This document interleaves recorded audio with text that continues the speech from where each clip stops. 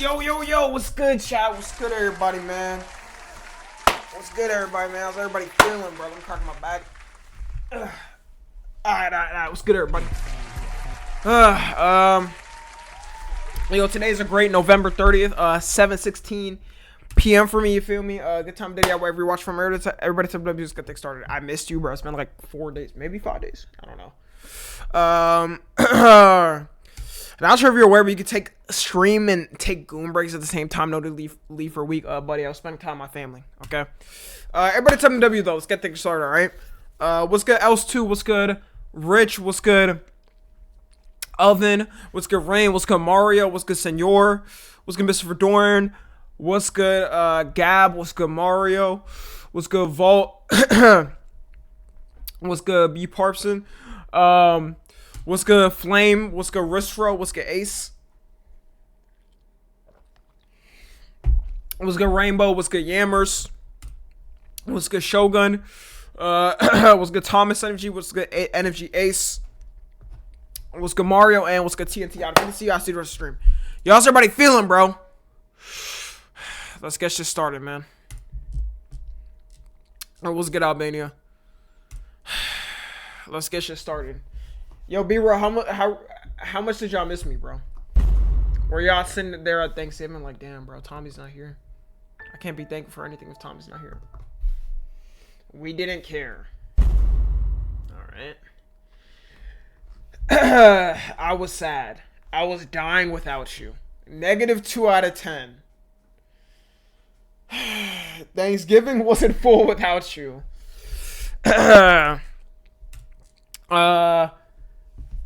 Holy liars in chat. Yo, Flame, why would they fucking be lying, huh?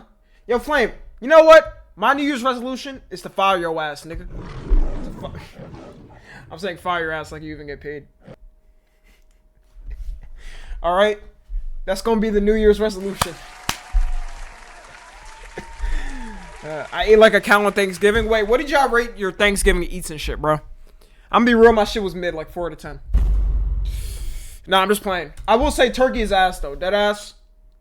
Bro, turkey's disgusting. I did not touch turkey this year. This might be the first year I haven't touched turkey for real, because I did not want that shit. I don't know, I wasn't feeling it. Chillin's better than turkey, right? Yeah, nah, you tripping. Ham is the best. I don't eat pork. I got honey glazed ham. I mean, at least y'all have alternatives for y'all that eat that. Like, rather have anything else but fucking turkey, man. Fuck turkey, W pumpkin pie. Yeah, pumpkin pie is good. Bro, my family didn't cook any mac and cheese, though. I was fucking pissed, bro. I'm not gonna lie, I was a little bit mad, but let's see. Yo, y'all, should I tell the story of how I almost thought I was about to die on the plane going there? Should I tell y'all that story? Dude, it was a lot. Bro, I'm not gonna lie, that like I dead ass thought I was gonna die on a plane. I'm so dead ass, y'all. Yes. I ate 2 tortas the sandwich. Yeah, sure, buddy. Y'all. Yo, Tommy, who you main in Bird Game 3? Yo, technically, what the fuck is that, bro? Get out the chat. Genuinely get out the chat. Yo, nigga just be typing shit. Bro, I'm literally sitting here about to talk about my experience, how I thought I was about to die, bro. Alright? And you sitting here and talk, I don't know what the fuck that is. What is Bird Game 3? Bird Game 3's peak. What is that? It's not even a real thing.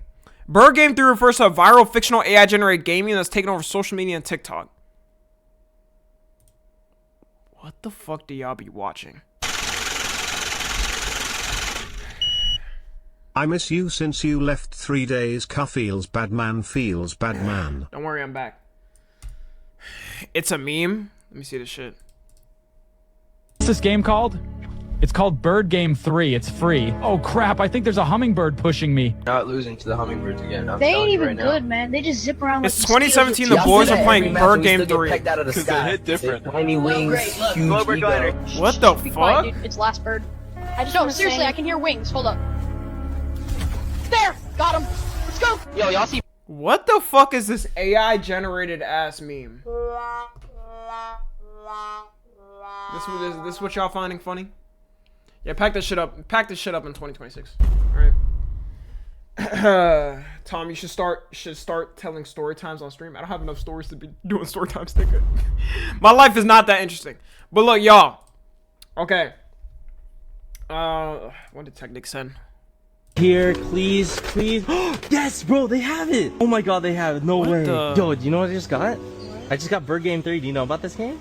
You've never heard about Bird Game 3. Are you serious? Let's be getting this. Bird Game 3, I'm really excited about it. Okay, let me just punch in a code real quick. Give me 1 second.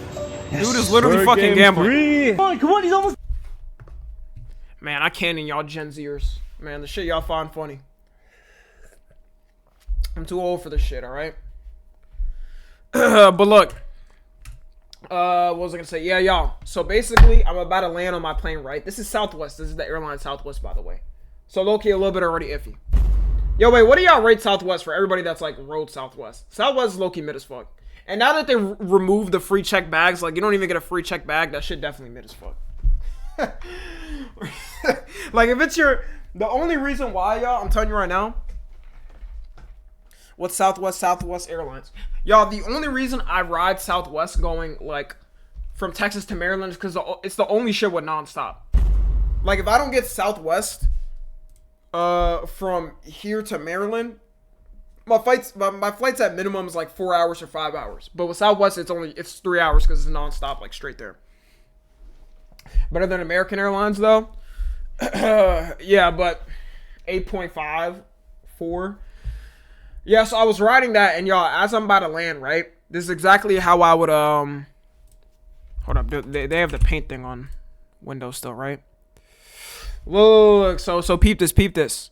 Imagine this is the line I'm supposed to land on. This is like the runway, right? So as I'm about to land, that shit just goes boom, lands on the shit, and then swoops right back up. And then, y'all, in this moment, I'm a little bit confused at first. I'm like, yo, what the fuck? I'm like, bro, what's going on with my plane? Like, why did this shit just touch the runway when I'm about to land and then go right back up?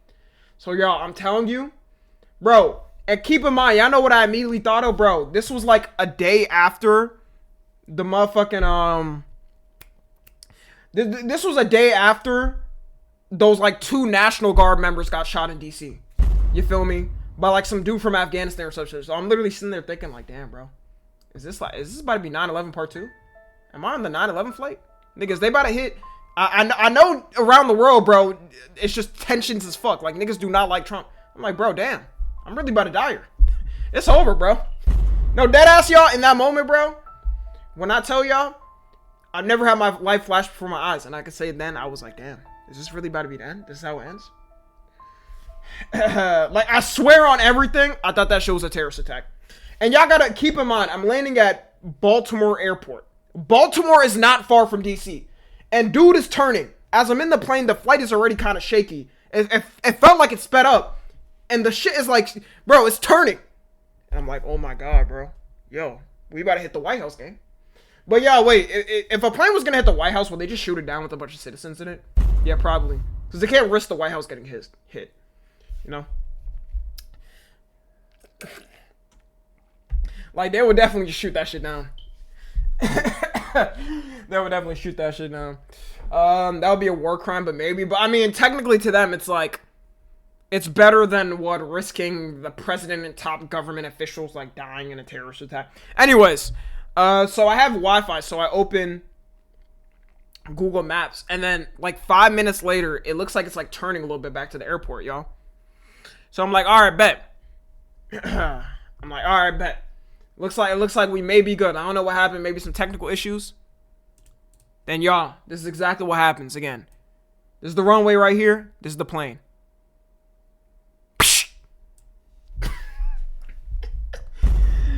Bro, it happened twice. These niggas fucking did the same shit twice, bro. Again. Nigga.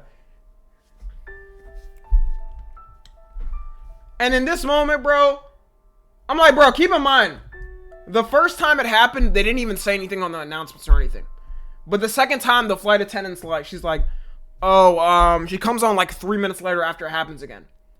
And she's like, the plane is having like some communication issues with the tower or something, but we're going to be landing shortly or something like that, right? We added like an extra 25 minutes to the flight. Deadass, we added an extra 25 minutes. And to make it worse, bro, there was some lady that like started having a fucking panic attack. And bro, I hate in intense situations when somebody starts crying and like overreacting, bro. Like, calm your ass down, bitch. Deadass, bro. Calm your ass down, bitch. I wanted to smack the fuck out of her. Because everybody's looking at her now like, dude, you're making it worse. Because people are a little bit like scared because we don't know what the fuck's going on. Right? We don't know what the fuck is going on. But yeah, eventually the next time after it comes around, the third time it finally lands. And then after that, the lady comes on talking about, your flight has landed safely in Baltimore. Have a nice trip. We have the best pilots here. I'm like, nigga, I'm never riding this fucking airline, bro. Fuck y'all niggas. Bro, fuck y'all niggas, bro. Fuck you mean we had to go around twice, nigga. Just to fucking land properly? Don't tell me y'all have the best pilots. I don't want to hear it, bro. Damn, bro. I don't even get my free check bags anymore. Nigga, there's no free check bags. I'd have paid $30 for a fucking bag for a 3-hour flight, nigga. I should just carry that shit in my lap. I was so pissed, bro. I deadass, I was just like, I was ready to get off that shit. Get a lawyer and sue their asses. But here's the thing, after I went home and I did research, and apparently it's like a common thing, like the flight wasn't at risk, right? But it's a thing pilots have to do if they don't get either a proper communication from the tower or something like that. Like, they obviously have to make sure, and they just like recircle. They recircle the airport to make sure they get proper communication. It's FAA regulations. Yeah, but I didn't know that, nigga. Keep in mind, I also have my AirPods in as well. I have my AirPods in as well, so I don't know if they made an announcements beforehand. I think it's something they do like last second from what I've seen online. But y'all, like, the average person doesn't know that. Like, how many of y'all knew that was something that happened? And they don't communicate it with you. They don't they don't tell you until like, I don't know, after. I didn't even know what the fuck that was. Nah, not me. Bro. I knew about go-arounds. The only way I feel like you'll know it is like if you know a lot about flying and stuff. But I didn't know that. Like, that's never happened. I've flown at least 100 times. This is the first time this ever happened to me. And then I go on TikTok. I just look at some pilot talking about it. And he was like, yeah, we get trained for it. He was like, oh, it's a last effort. You're not supposed to do it. Dude said in his 40 years of flying, he did it 6 times. Bro, what is the chance I'm on the flight? Like, bro, that's probably a 0.1% chance anybody ever experiences that shit. This dude said in his 40 years, this dude's probably like, I don't know, like 65 or something like that. He literally has done it 6 times. Bro, so after that, y'all, I'm like, do I even run a ride fucking Southwest? Now I have PTSD every time I think we about to land. Like, even flying back, because I got a round trip. Bro, even flying back, I was like, damn, bro. Yo, is this shit going to land properly? Or am I fucked? Yeah, you unlucky. W story time? Nigga, W story time, bro. I thought I was going to die, bro. No, it's not. It's not story time, bro. It's the time it's the time of my life flashing before my eyes. But yeah, I'm gonna tell you in the moment. You know what I thought of? Bro, one of the first things I thought of, I was like, bro, is this God's punishment for me not going to church enough? I was like, fuck, bro. I'm sorry, bro. Please. Please, bro. I'm sorry. I was like, no, bro. Look, I'll go next week. Bro, and then I also thought, bro, I was thinking too, I was like, damn, bro, I'm way too young to go. Like, that was one of the, I was like, bro. And you know what I felt bad for the most? Bro, because my mom had texted me before on my flight. And I was like, bro, I know my mom, bro, if something happened to me there, she would have never recovered. Like, in her whole life, bro. Because, you know, I love my mom, bro. I have a good connection with her. I know she would never, ever recover from that. Because nobody wants to bury their child, bro. You feel me? Like, for me in the future, bro, like, if it's between me and my child, bro, just take me, gang. You know what I'm saying? Because, bro, that's just too fucked up. But, like, yeah, nobody ever wants to do that. Once you fly, it was the day, what was that, Wednesday? Last Wednesday around, like, nighttime. And also, it's nighttime. So it's dark outside. That's what made it even fucking worse, bro. Like, I don't get to see buildings or anything. So I don't know what the fuck is happening. Yeah, that shit was terrible, y'all. This is what you get for holding Salah's hand during the Thanksgiving turkey and not having a girlfriend there instead. Yo, listen, motherfucker. Actually, no, fuck this. Hold this timeout, bitch.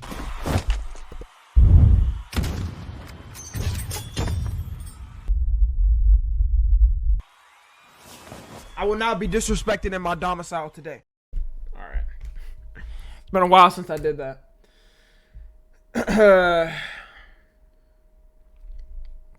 Nah, but that shit was really crazy though, bro. Okay, let's see though. Let's see. Okay, we're done with that. Let's check the news real quick. Let's check the news. Yo, y'all, is it fucking freezing by now in your state? Even over here, bro, this shit's low-key cooked. It's like 45 degrees now, which I guess isn't freezing. But like in Texas, bro, like, I mean, that's like, it's cool, bro. Now, I was in Maryland, bro, and I deadass, yo, I can't go back to fucking cold weather anymore. I can't deal with that shit. It was like 30, it was like 28 degrees, and I was like, holy fuck, this is bad. I live in Niagara. Whoa, whoa, you racist motherfucker. What does that mean? Nah, I'm just playing. Wait, what is Niagara? That's not even a place. Oh, Niagara. Niagara Falls. Wait, that's a real... There's a city called... Hold on, let me see this shit. This guy is stupid.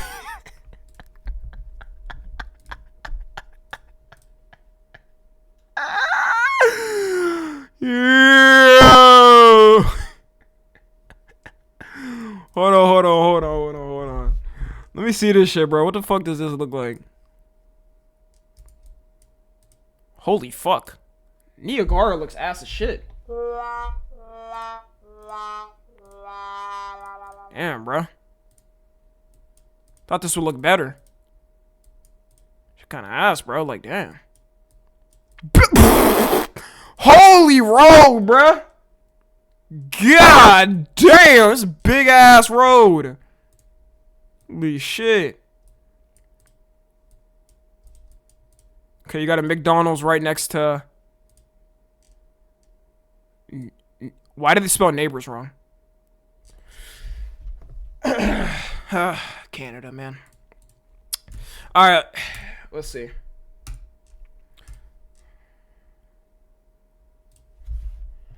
One sperm contains around 0.8 gigabytes of data, and this is what that amounts to. Okay? 32 million movies. How does that make sense? 16,000 libraries of Congress. 40 billion songs. Half of the global internet traffic for the day. How is that possible? Wait, what? Right? No way. And this is what it amounts to when you think about the bigger picture. Each tiny cell carries an amount of credible genetic entry. Oh, yeah, because technically every, like, sperm is supposed to be, like, you know, it's supposed to sprout into a baby, bro. That's so fucking crazy. Like, bro, every time your ass nuts, bro, there's probably, like, millions of people there. And even if you do try to have a kid, bro, you know, only one is going to come out out of, like, millions that could. Kind of wild. Damn, all in my grasp. Okay, why did you say it like that? Damn, bro, we're really golden. Men are really golden, man. We really carry millions on our back. All right, y'all. I speak for all of us when I say that means we're not gooning anymore. That's millions of people. All right, that's millions of people, nigga. I mean, I don't goon like y'all, anyways. Technic will continue. When I already know this message gonna be bullshit. This nigga highlighted this too. When you win in the race, but you hear your parents talk about some naming you Thomas, so you low-key let the other have it. My name is not Thomas, alright? Yo, like, what the fuck? Bro, I'm an amazing, bro. I'm an amazing child to my parents, okay? My parents are very proud of me. Stop. Alright, let's see.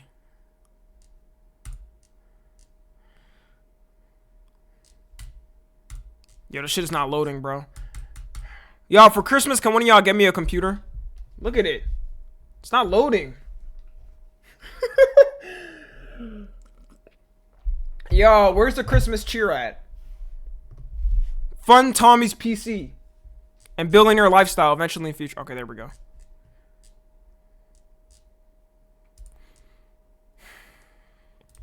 Okay, next thing. Oh. Study says going to bed is linked to having a higher IQ. Oh my god, I knew it. I fucking knew it. See, my brain capacity is so high. Like, I just knew every time I couldn't sleep, it was my brain trying to think of its new creative type of ideas. You get what I mean, y'all? You know what I mean? I knew I was always right. Tell me, have you seen the new season of Stranger Things? You mean Stranger Mid? No, I actually watched like 2 seasons. I stopped like after 2 seasons. A recent study suggests that people who go to bed late may actually have higher IQs. Researchers found that night owls often display advanced problem-solving skills, creativity, and independent thinking. Their tendency stay with. That's what I'm saying. I'm telling y'all, bro. My brain just runs like that. I guess we're all geniuses. Okay, next thing. 62% of Americans earning more than 300,000 a year report that they still struggle with credit card debt. Yeah, bro. At that point, it's just your fault. There's literally no fucking way. How is that possible? Credit, like, bro, do people not realize? I don't understand it. Do people not realize credit is not your actual money? You're only supposed to spend on a credit card what you actually, like, can. On my credit card, I never go, like, super crazy and, like, spend everything on it. Like, I literally spend exactly. And you can also limit your spending. Bro, like, if you have a certain budget, you can limit your credit card, put like $500, and if you go over it, even if you don't want to check it, you know what I mean? If you don't want to check like your credit card statements all the time, put that shit at like $500 or like however much you're making, whatever. Could be $100, could be $1,000, could be 10. Doesn't matter, and then you'll be good. But yeah, here's my. Is this a controversial take? I don't know, but yeah, I'd say like a lot of people that are in debt. Some of it could be partly because of the circumstances they come from, but a lot of people solely do it on themselves because of like their dumb financial, financial advice. And because, bro, yo, when I turned 18, like, nigga, I knew what to do. You know what I'm saying? I knew what to fucking do, bro. Even y'all, when everything started to pick up for me on like YouTube and then Twitch and everything, I was like, all right. I'm gonna do this. Let me open an LLC, connect it to the YouTube account you get me so somebody can't sue me or something and come from all this different shit. I knew because I taught myself. A lot of people, bro, even niggas that make money, even creators that make money, bro, I'm telling y'all, they just be dumb as shit. They don't know what the fuck they're doing with their money. They have no clue. Like, you could have a low tier creator have better financials and like manage their financials better than like a super high creator. Okay, though. That's just crazy to me, though. You're making $300K and you still struggle with credit card debt. Alright.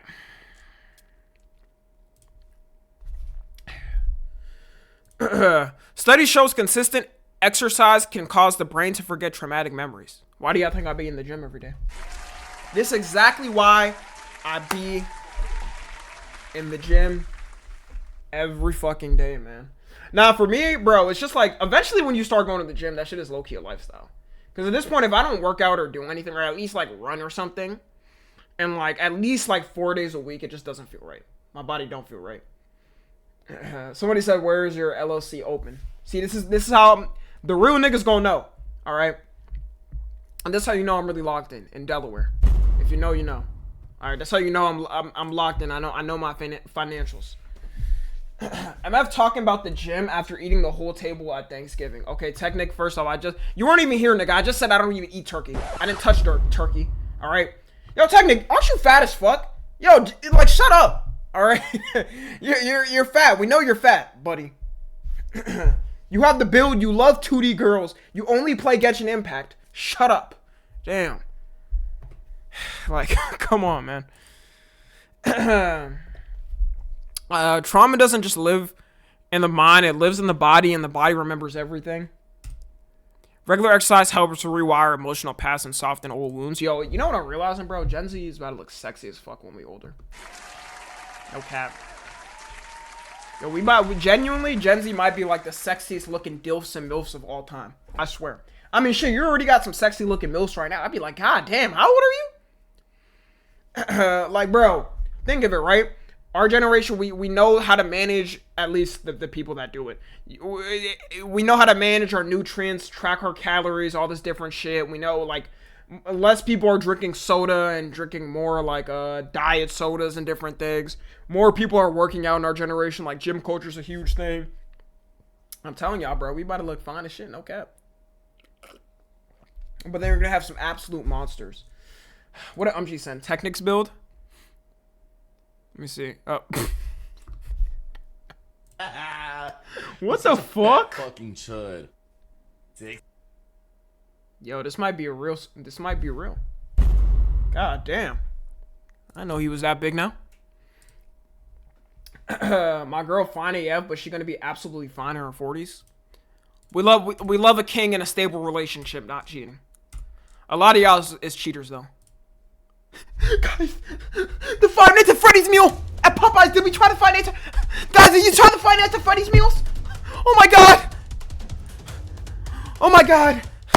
You get the 3-piece garlic palm tenders, cheesy bites with marinara sauce, cupcake. My bad. A grown man, by the way. Yo, it literally says you're a banavator, buddy.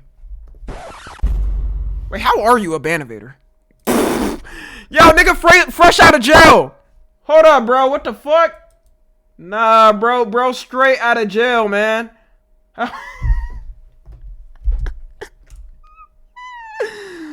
Yo. Now, the problem, y'all, though, with banavaders is, like, Twitch fucks it up, and then I've banned people that it says banavaders, and then it turns out it's just, like, their second account. You know? That's why I stopped banning people that have banavader. So I actually truly don't know if they're actually evading a ban, but I mean, if you got banned and you care enough to make a second account just to watch me, then like, just go ahead. Yo, this nigga said you got me. We cheating the system? Nah. Bro, wait, what the fuck? Where'd the messages go? Yo! Account created 7 minutes ago. Wait, guys! Following sections said 6 minutes ago. Account created 7 minutes ago. 6 minutes. Yeah, we're grown ass men and women, bro. What are we doing with our lives? Genuinely, like, bro, this shit really, like, bro. We all are just terrible. Tom, you have 5 kids doing this shit. I would never have 5 kids. If I have 5 kids, though, they all gonna be working for me at the age of 5. I'm not gonna lie.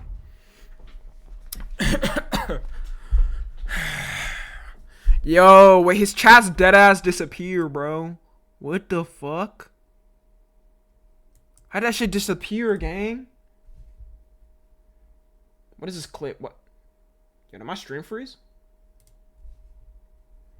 6 minutes ago! Account created 7 minutes ago! AI generated. 6 minutes! Yo, AI generated, man. Like, come on.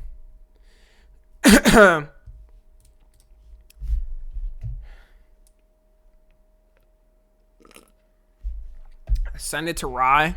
No watermark. You didn't see the sword watermark? Damn, you a little bit blind, gang. You a little bit blind, but that's okay. Alright. Let's go ahead and check Dexter, though.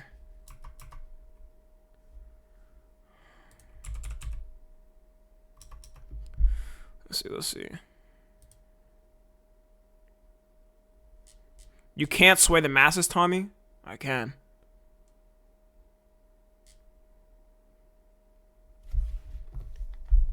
Okay.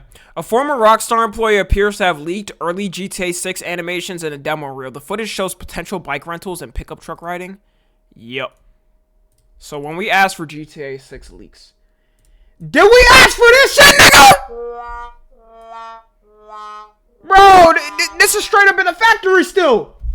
Bro, this is like looking at a league card that ends up just being the fucking chassis of it.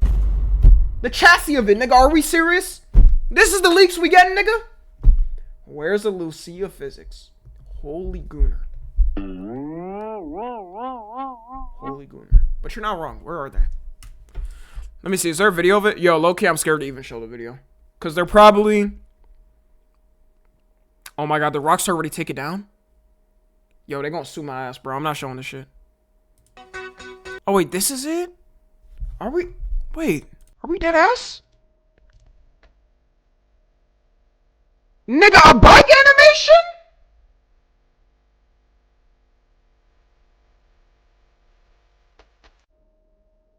Oh, shit.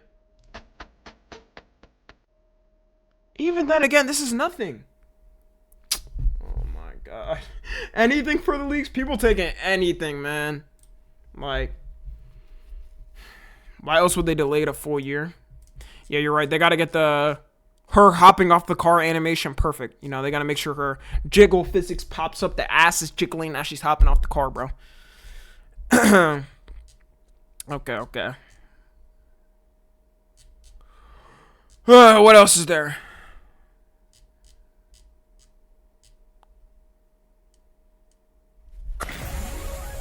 Yo, Pixel with the W gifted sub. Right as I was going homeless. Appreciate that. Ah, my leg, y'all. Oh, also, y'all want to see what I was working on too? While I was gone? Hold on, I'll show you. I'll just show y'all a sneak peek.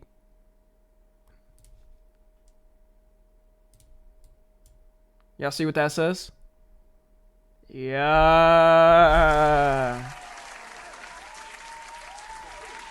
Ignore this, but yeah. The TommyNFG movie, yo, y'all want to know how long this shit is? This might be the longest one. This actually might be the longest one. How long? I think, okay, let me check, because I did 2 parts. I did the first part yesterday. I just recorded. Bro, y'all don't understand how long it took me. Now, y'all don't understand how long it took me to get this info. But, fuck what I was gonna say. Yeah, y'all, I'm trying to do it earlier because, you know, I gotta travel back to home. I'm gonna be back home like the 23rd. I'm gonna still be streaming and shit, obviously, during like Christmas and Christmas break and whatnot and winter break for people. Yeah, I'm just trying to start it early just to make it like the best I can. I'm trying to edit it here and there throughout uploads. But y'all, look at this. Bro, this is the first part. This is uncut, obviously. This is uncut, just the raw recording. Bro, this shit is 2 hours and 9 minutes. Yo, but keep in mind in a recording, I do like I repeat myself a lot, and I do like a lot of retakes in a recording, you know what I mean? Like my average recording, even on the main channel, y'all see a video probably like between 10 to 15 minutes. The actual recording is like 35 minutes. It just gets cut down a lot. And then the second one, y'all, is 30 minutes. So basically 2 hours and 38 minutes. Is there meme buys in your timeline? What does meme buys mean? Bro, just cutting that shit's gonna take me a while. But y'all, the only bad thing, I think, well, I don't know, then again, I probably won't get like the last like 10 days of the year. But that kind of happened last year. I didn't get like the last week. Because I try to include like everything as much as possible, but you know, is what it is. I want a glimpse of what you got so far. It's not edited, it's just the recording. I'm gonna start editing it throughout this month. You know, I probably do like 5 or 10 minutes a day. I'll just like get everything together. Are there gonna be predictions of next year? No, probably not. The world's oldest bus driver is a 95-year-old man from Texas.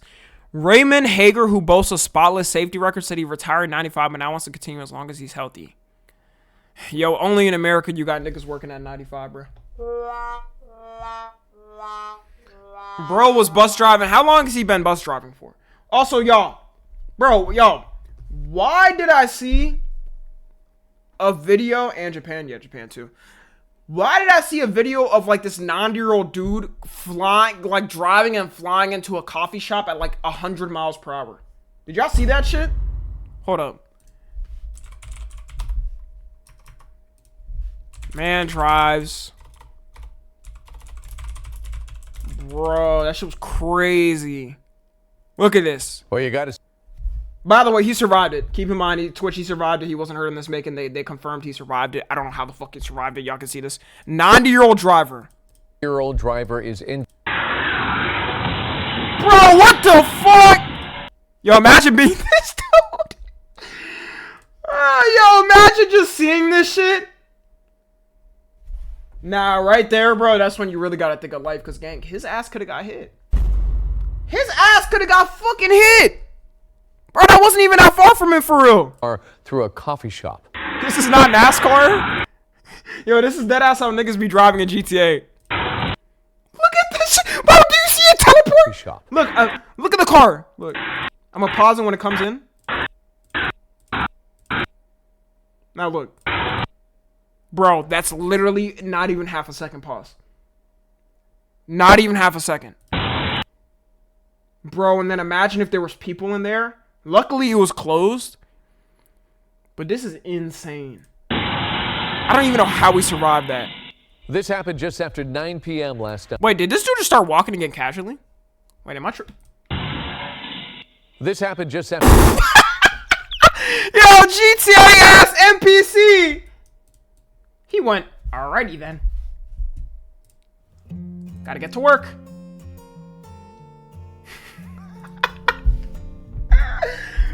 No, bruh. That's insane, though.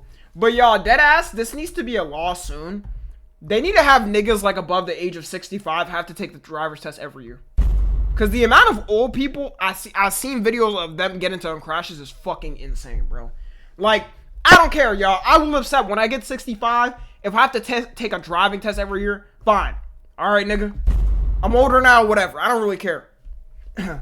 Like, this needs to literally be a law here ASAP.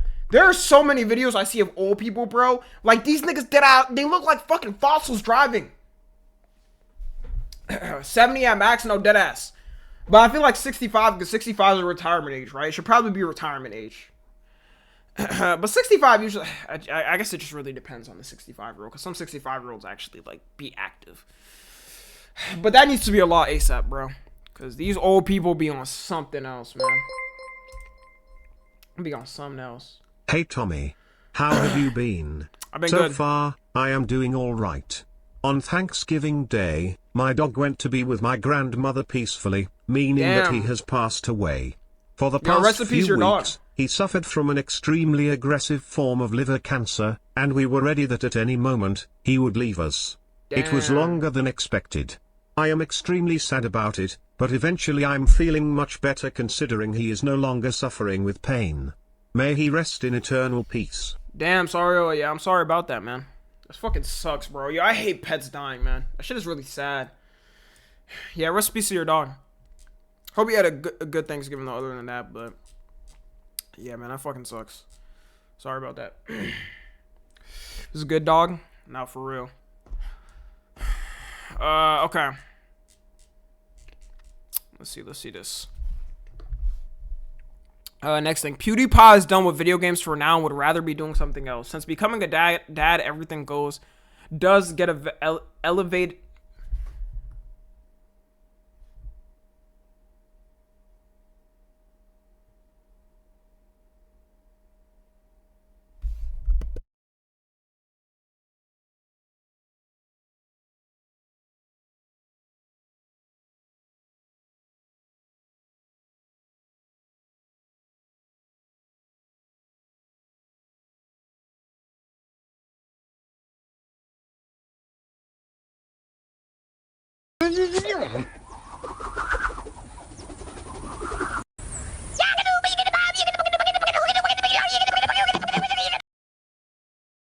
Yeah, I gotta lock in, bro.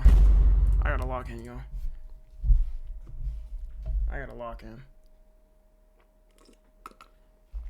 God damn, man. I was just talking about how old people can't drive and they're uncognitive, man. Holy shit, let me get some water. Yo, I think my New Year's resolution is gonna be no more stutters on stream. Yeah, I think I can do that all of 2026 and no stutters, or very minimal. I need.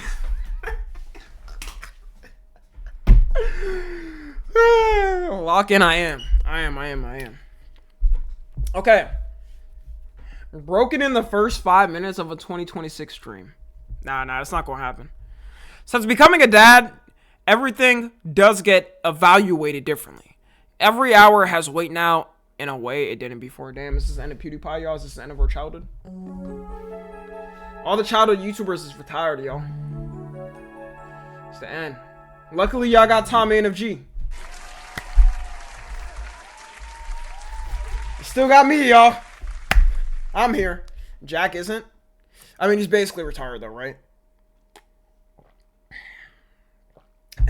You ain't that old. Bro, listen, bro. In like 10 years, there's going to be some kid that grew up with me. Alright. Pew's had a W run. Not for real.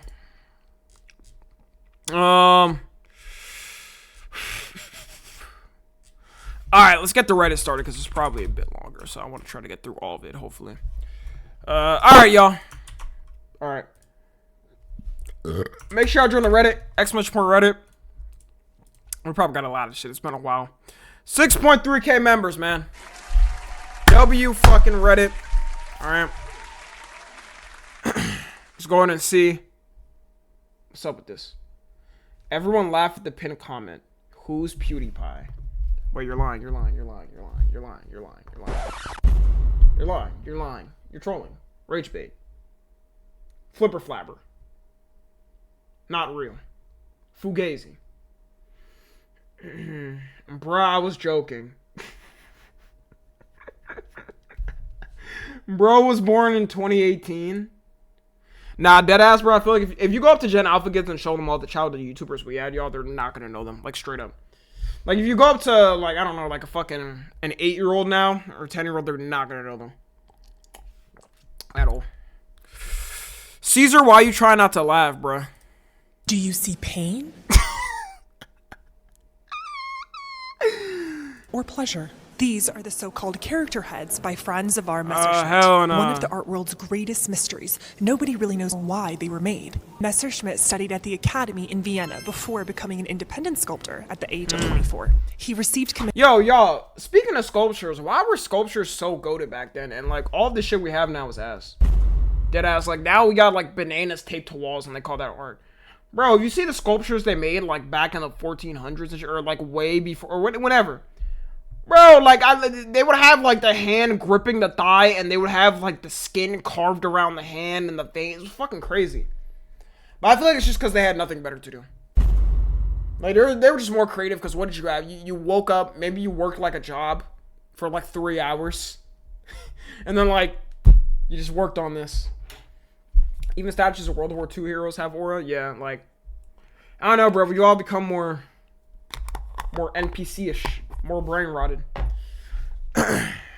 missions like these and eventually became a leading artist of the Austrian royal court. Later, he began work on his most famous pieces, the character heads. Unlike the other works, these were not commissioned. It is thought that Messerschmitt intended to capture the Is bro getting hanged by a noose? Full range of human expression with these heads. He made around 60 of these. The strain and emotion on display here is palpable. We make these faces regularly, but there's something so special about seeing them frozen like this. I don't think I've ever made these. Nah, this literally looks like the Speed. Why you trying not to laugh? Like, that looks exactly like it. Holy nose, though. God damn, bro. Franz of our Messerschmitt. More Than Character Heads is on view at the Belvedere until April 6th. Bro taking a shit after Taco Bell. I actually don't get shits after Taco Bell. With that, we end November off with a fun trend. People are now making fun of a game that doesn't even exist. Bird Game 3, which is supposed to mock the old Xbox lobbies with AI videos. Of course, here's a compilation of these meme works. Bro, I actually bought the Crane DLC. You're so pay to win, dude. Can we just start the match? Been sitting in here forever. Bro, how is this funny to y'all? Up and start already, bro. Shut the fuck up. This is why you made Hummingbird, bitch. Yo, who picked the Hummingbird? Bro, that thing's trash. Take it off. Chill. Wait, yo, wait. This Loki is accurate, though. No way! Is that... He got Dodo! He got the Dodo! Bro, that's extinct. Yo, look at the... Man, you the first to buy Bird Game 3? Yeah, man, got that Bird Game 3. Finna go straight home and hop on the game, man. This shit got that fully explorable bird world and all that. Various bird species. It's crazy how it's so I mean, they're obviously just basing this off of Fortnite. Peck. Oh, dude, he's shredded. Spin flash, boom. Yes, critical. One more. Go, let's go. Goodbye, Hummingbird. Turning on the dodo kick. Oh, he's wobbling. Wait, why would I kind of play this though? Yo, imagine they had birds with like guns and shit and power-ups. That would kind of be fun. Like everybody's flying. That's not bad. Somebody probably already made this too. Like some person out there probably made a Bird Game 3. They're making it a reality. Please say they have it. Let's see, guys. Please say they have Bird Game. 2K.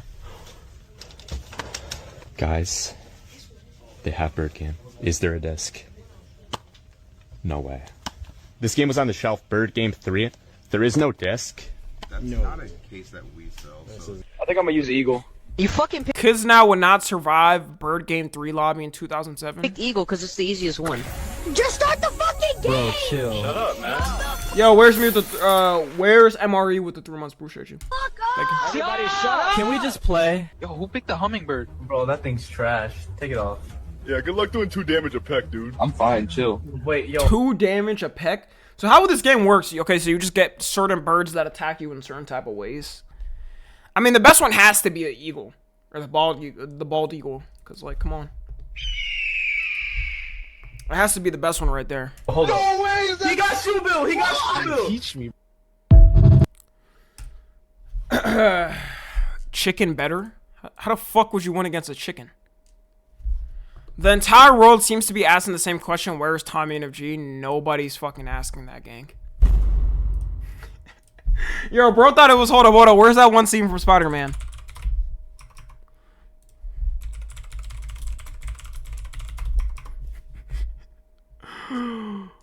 Where's that shit at? Which Spider-Man movie was it? I forgot.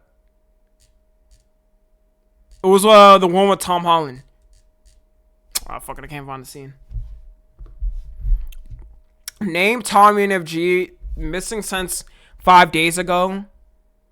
Weight 330. Height 4'11". Wearing ugly headband.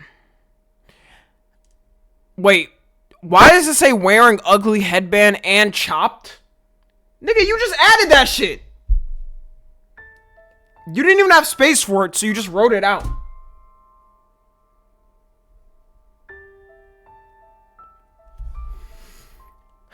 You not denying the weight? You really? Why would I need to deny that I'm not 330? Yeah, because I totally look 330. If you have any information, please contact your nearest mods from Twitch, Reddit, and Discord. God damn. You not denying the height? Why do I have to deny everything? What else do y'all want me to deny? That I'm not a fucking terrorist? That I'm I don't know, bro. I'm not. Why would I deny that? Well, there's no purpose because it's so ridiculous, nigga. Are you though? Wow. So you think I'm a terrorist, man? Condemn hummus? What the fuck is hummus?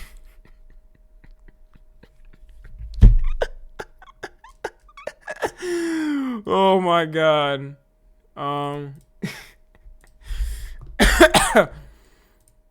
And since 2025 is coming to an end, and with the Game Awards coming next month, I want y'all to recommend your favorite games this year. Here are my top games that I played alone and with family and friends. Alright, let's see. I didn't play the new Assassin's Creed, but I heard it was good. Heard people liked it. Never played Expedition 33. Didn't play Mario Kart World. They got a Sonic game out? Sonic Rumble? What is this about?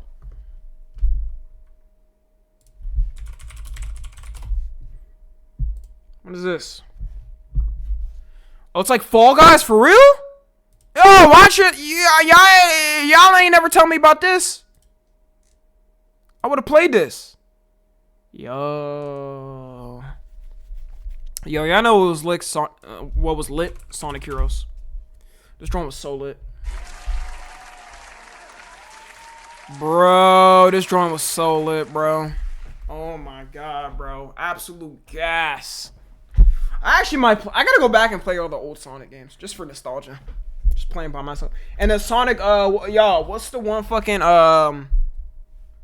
the racing shit? Not the racing game, but like hoverboards. Y'all know what I'm talking about? Was it called hoverboards? This a throwback, nigga. Who knows this? Sonic Riders. Y'all know nothing about this, bro.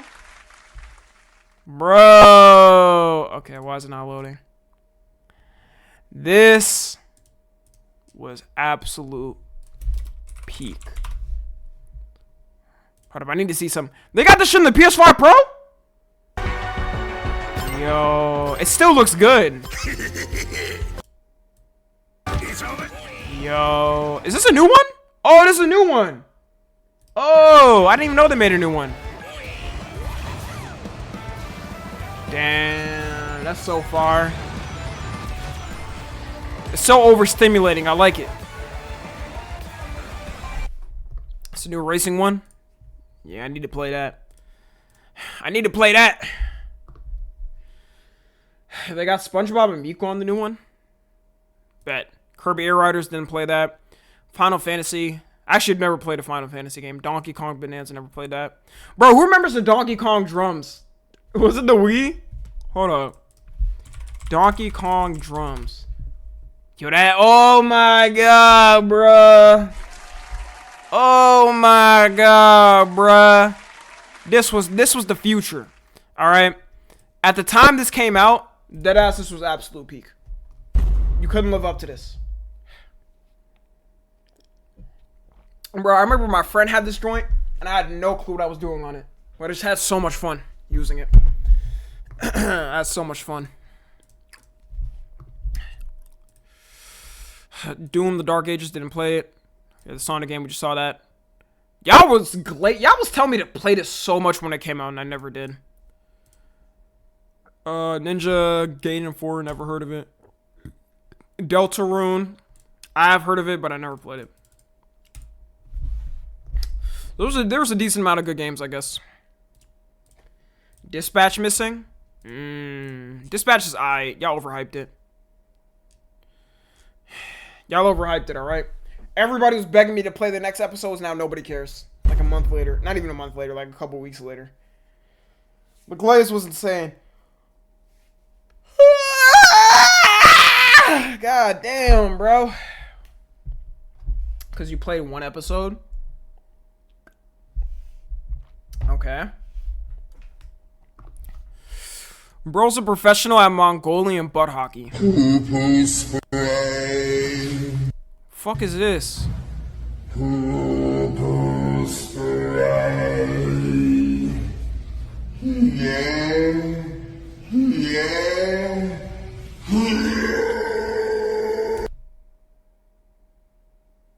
Oh, hell nah.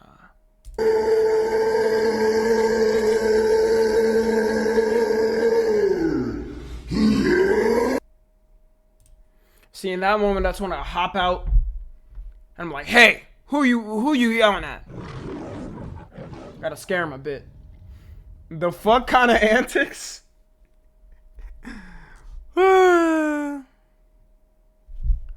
Fentamethyl. Tommy, why you moaning? That was not me. The teacher's the better man here, because why is that student doing that? Yo, what the? Yo, it was nothing. It was not TOS, and not TOS. Not TOS. Okay, look, it was somebody twerking, but she has pants on, you know what I mean? L gatekeep. Why the fuck do you wanna? Yo, y'all be so horny, nigga. Y'all be so horny. Yo, L mods, bro. Why is that shit there? What happened? What happened is somebody sent me an IG reel with some butt shaking. All right. That's what happened. All right.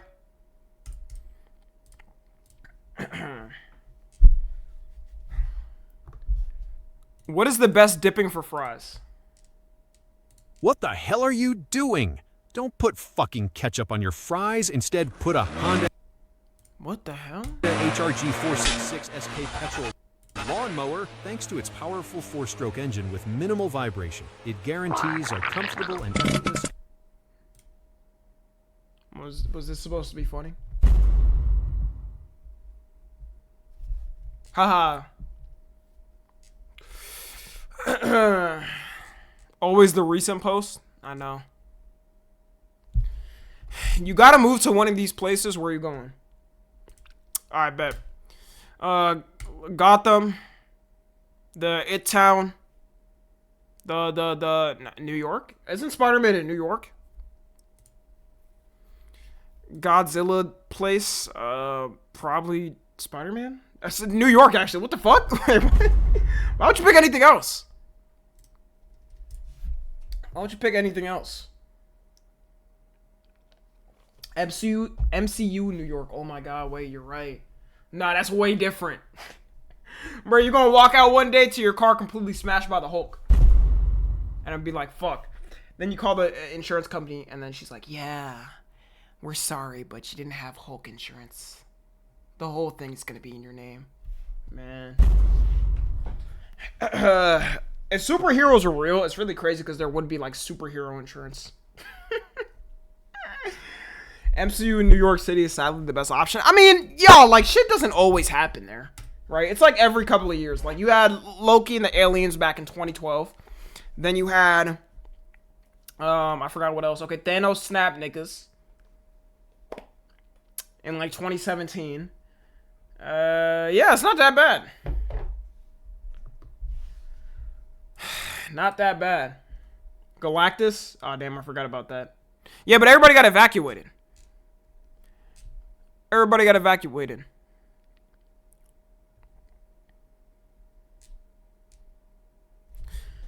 I'm pulling out a Glock if someone does this to my car. Here we go. We got another fucking Not this speeder coming dude. in the school zone. Elmo, watch you to slow the fuck down. 42 in the fucking school. That cake probably tastes so good too. Yo, that looks so well done.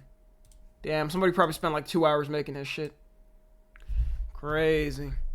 Rest in peace, Elmo, though. How MF probably looked when it started reversing. Yo. Oh my god. This is staged, by the way. Yeah, I wouldn't be shocked.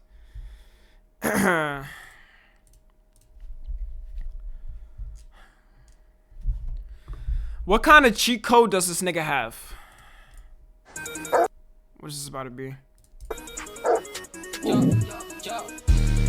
Wait, how is it so big?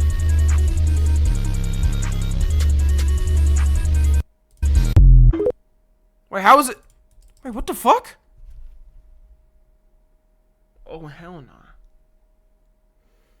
W dog named Cupcake? Yeah, the song, the dog's name is Cutie Pie.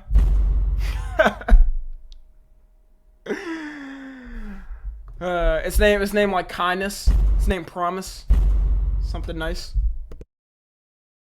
Perspective makes it look like the dog is bigger. Bro, my cousins have a dog like the size of me, and I'm not even joking.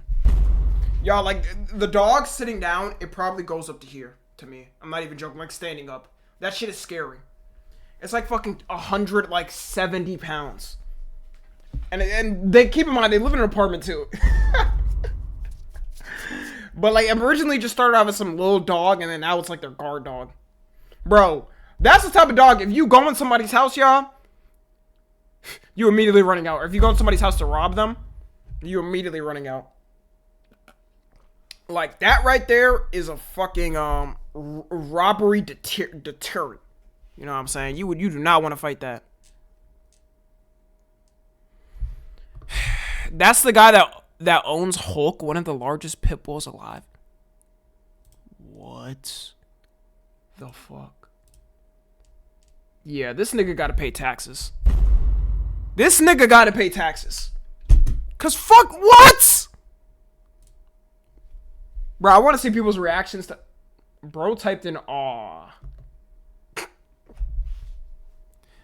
Let me search up Hulk Pitbull. Oh my god. Is there a video of it? There is. Ah, hell no. I don't think it's irresponsible at all for. Bro, it's for legit a people to have horse. Pit bulls and their children. Yeah. You know, that's what we do. We're constantly going to throw challenges in front of them. Hey, come on. Marlon's prize dog Look at is this. Colt, a 17-month-old pit bull who weighs in at 175 pounds. Now it's probably bigger. This was 10 the years ago. Attention earlier this year when a YouTube clip of him had over 1 million views in a week. Yo, y'all know the funniest clips I see of dogs, bro? When they start like just smashing randomly. That should be so fucking hilarious. Like that one clip of you can't fuck that little ass dog. Hold up.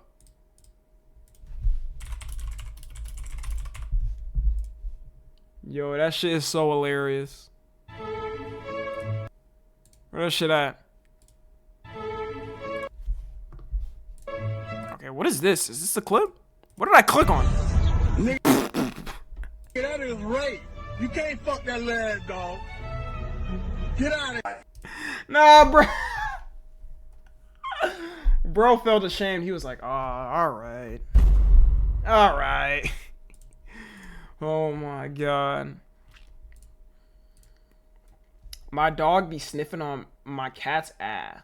But don't dogs like sniff every animal's fucking ass? Shit, dogs be sniffing humans' nuts and cooch. You know what I mean? Like, I remember when I met my friend's dog for the first time, bro. I was dead ass sniffing my nuts for like 3 minutes. I was getting pissed. I was actually getting fucking pissed. Countries, what is this? Countries. What was the last country to abolish slavery? Okay, let's make this a game. I think we searched this up actually recently. It was like 2008 or something. It was actually an African country. To try to guess which one I am. Wait, was that America? No, it's not me. I abolished it in 1865. Well, I did it in 1981. You didn't abolish slavery till that long? Seriously, who are you? Well, guess. UK? Seriously, you think I can? I think the craziest shit is like South Africa having fucking segregation until the 90s. And that kind of makes sense when you look at like Elon Musk and his political views now. That nigga deadass grew up in segregation and was on the side that was benefiting from it. Like whenever you see Elon Musk's views now, it's like, yeah, that makes sense. The way he grew up. Dubai? Does Dubai have segregation? I don't know. I don't know if like the UAE has, or Saudi Arabia. I know they have, obviously they have like modern slavery, like work slaves and shit. Yeah. Have slavery for that long? Wait, when did you abolish it? 1834. We're even before the US, man. That's not that crazy far apart from the US. Like the US was 1865, they were 1834. Yo, does that, do they think that makes them better, bro? I guess like 25 years early? That's still fucking crazy though, bro. Now, if you're really not far apart, it's not. Bro, if you really just think about everything, like a lot of these rights and everything people have gotten is not that far at all off. Like compared to history. Yo, we have 2,000 years. Humans have like tracked through history that we've lived through. These things only happen like, you know, like 160 years ago, 180 years ago, maybe 200 years ago. Maybe some countries they were nicer like 250 years ago. Slavery's not that long ago. Yeah, in the US, that's what I'm saying, bro. And the group that never got, bro, really think of it, bro. The one group in the US that never got reparations is black people. And I wouldn't even get it, bro. But I'm just like, damn, bro, I'd be fucking pissed every day if I was black. Because, like, obviously my parents, my lineage just, like, my parents just do Ethiopia. So, like, you know, Ethiopia didn't have, like, it wasn't colonized. It didn't have, like, slavery like a lot of other African countries. But I'm like, damn, bro. Nigga, Japanese people got reparations. Jewish people after the Holocaust in America, all this different shit. That shit crazy. Yeah, I'm giving you 3 more guesses. Can I get a hint? I got green on my flag. Oh, Mexico. Seriously, me? Like, I lost it even before the other two in 1829. That's not that far off! Wait, that's not that far off. Oh my god. Japan hasn't still apologized. I mean, yeah, we know that.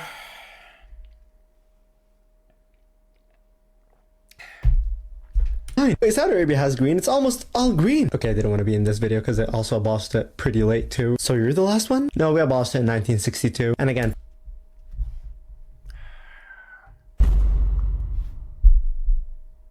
that's crazy.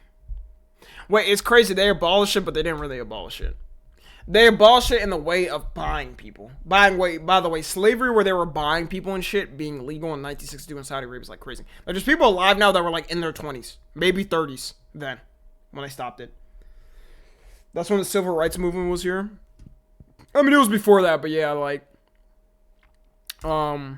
yeah, that's when it really started to pick up in like America. For us, 1981. Okay, maybe a final hint. Okay, I got a moon crescent to my flag and I'm not Pakistan. Then please get it. Mauritania? You actually got it. We're so proud of you. Wow, that's a first. But you abolished slavery that late? Yeah, we didn't get the memo early enough. Got it. Wait, I got a moon crescent to my flag and I'm not Pakistan. Then please get it. Mauritania? You actually got it. We're so proud of you. Wow, that's a first. Yeah, and I'm pretty sure it was like 2008. When did Mauritania?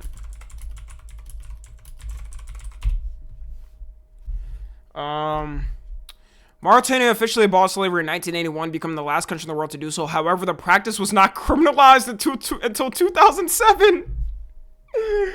Bro, you could have been a slave in fucking 2007. You know how insane that is? How was Mauritania doing? They did not care. They got 5 million people there, dog. I guarantee there's people alive that were probably slaves back then that got freed, like, in that time. That's so fucking wild. There was slavery when people were fighting in Xbox lobbies, literally, bro.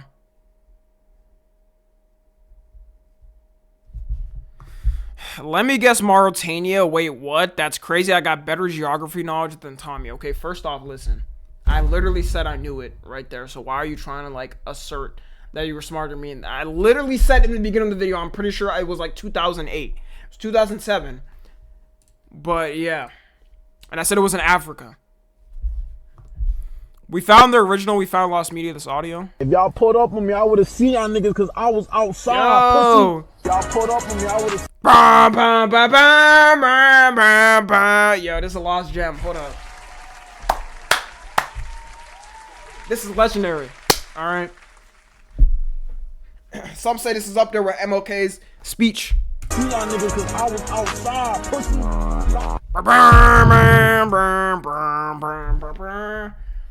That was peak brain rot audios right there. Is this shit tough at the hood?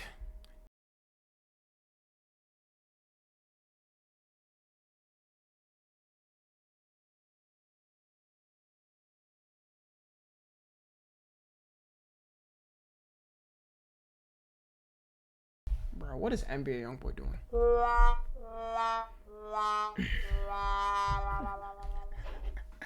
UK drill rap better. Nah, this low-key better. Y'all, fuck it. Low-key? Better than All I Want for Christmas. Deadass, I'm tired of that shit. Like, if you were to make me pick in a retail store between All I Want for Christmas and this song, I'm picking this. 100%. Not really? Come on. Tommy, I want to do a Christmas song tournament. You fine with that? I don't know if I do that. I'm being honest with you. This is the best mic I've heard. Headphone warning? Making an entire...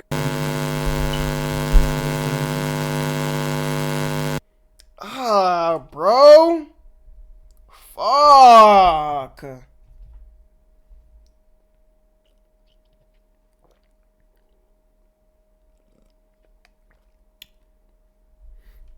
Yeah, I was just looking at myself like, holy fuck.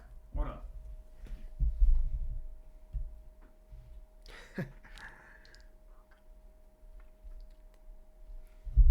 Hold up.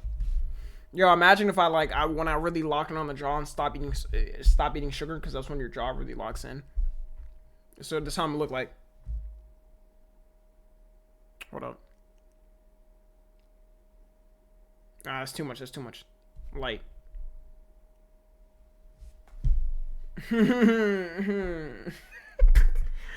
Chopped. All right.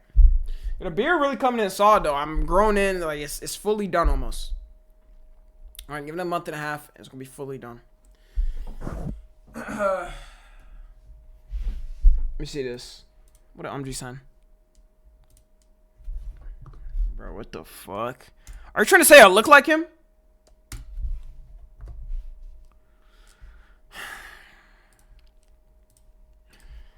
Wait, y'all, do I look more mature with this hair? Be real. I feel like the hair is growing in solidly. And I got my hairline back. Like, bro, everybody at home said, oh my god, you look like so much more mature. Like, they dead ass, all my friends say it's better. I'm not even trolling. They all said it looks better. Hairline reveal, don't worry about it. Don't worry about it, sweetheart. You need to go back to Turkey. You need to fucking suck my turkey, nigga. Why do y'all think of the great meme reset? Are we doing it? Is memes too brain rotted now? Great meme reset has gone mainstream. We gotta spread this to make sure it stays mainstream. Quickly, for those that don't know what the great meme reset is, on January 1st, people are going to watch nothing even happen from this. Start posting OG memes to combat the brain rot memes we have now. And we even have news agents. That's looking not crazy to do though. He's on our side now because they've noticed the videos we've done about the great meme reset and they've started writing, hey guys, do you know the way? Chungus, do you know the way? Let's get started now. Guys. Boy.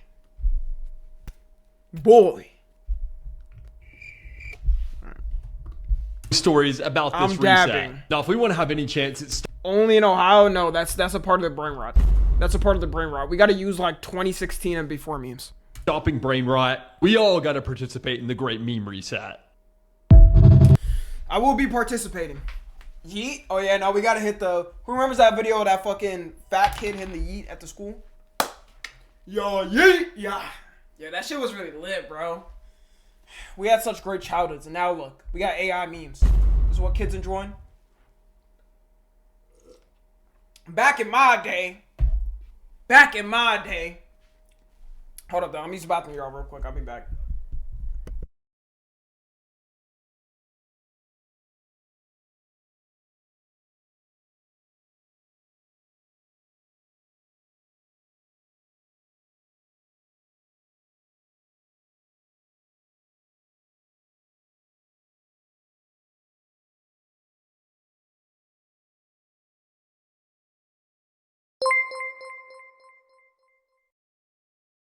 Djibouti emoji, Djibouti emoji, Djibouti emoji, Djibouti emoji, Djibouti emoji, Djibouti emoji, Djibouti emoji, Djibouti emoji, Djibouti emoji, Djibouti emoji, Djibouti emoji, Djibouti emoji, Djibouti emoji, Djibouti emoji, Djibouti emoji, Djibouti emoji, Djibouti emoji, Djibouti emoji, Djibouti emoji, Djibouti.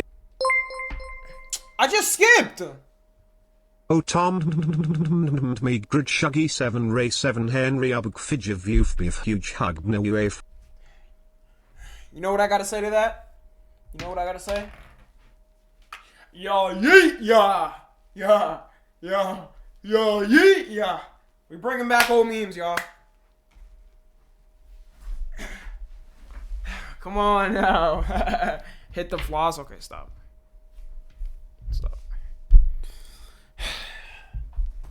Times are not that tough. The Bills are that tough. No, genuinely, times are that tough. It's not even a joke anymore. Times are that tough now, okay?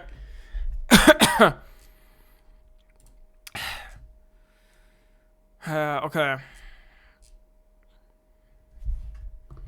It's over for Crunchyroll.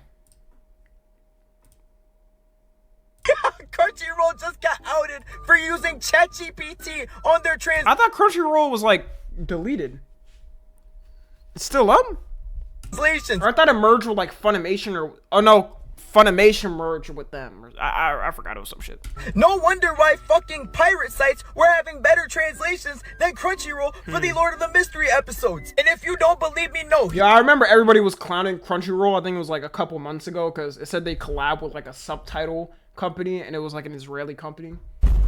And people were like, POV, when you're watching One Piece and Luffy says the treasure was promised to him 3,000.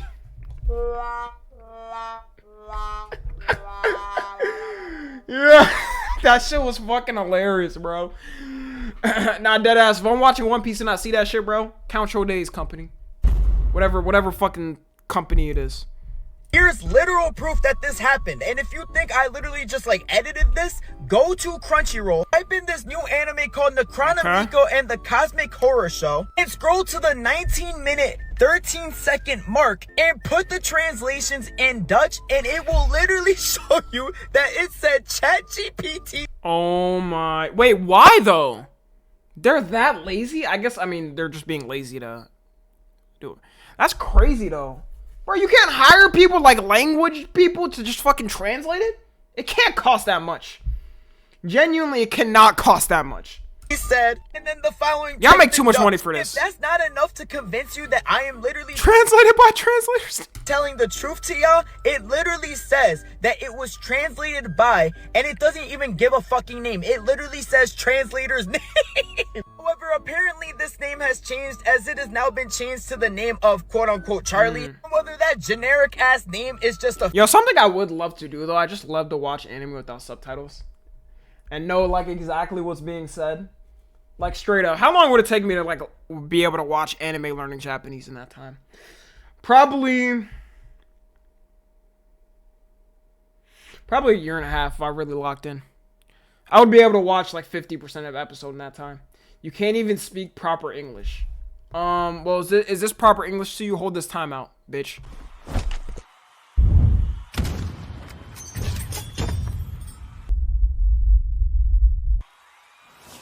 I will not be disrespected in my domicile today. Alright. Fake alias to cover up the ChatGPT usage, or it's an actual translator that ended up using ChatGPT. This is not a good look for Crunchyroll. Yo, let me just translate, Crunchyroll. Hire me. Hire me, alright? I'm ready. Yeah. What the fuck is this GIF? Nigga, why is we using the Michael Jordan GIF? Yeah, I realize I can speak pretty good Japanese, right? Alright, hold up. Let me teach y'all something real quick. There's really something y'all don't know. Arigato gozaimasu. Woo!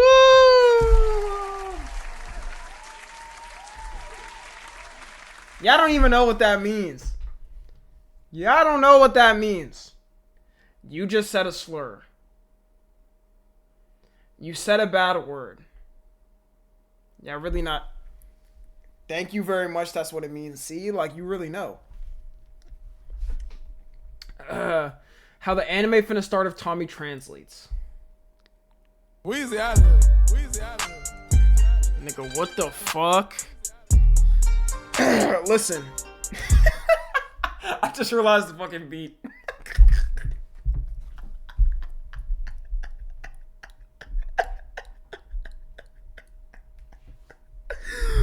Oh my god. Bro, it would be a great translation. Alright. Charlie GPT. Oh my god. What's Opie? Big tits. Actually, what does that mean? Yeah!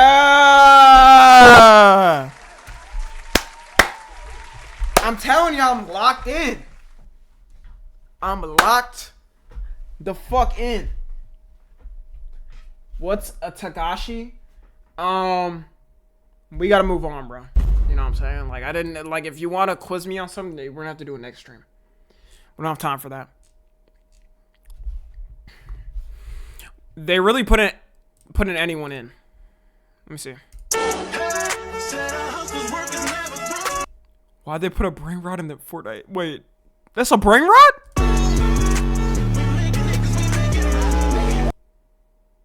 Where? Wait, which one?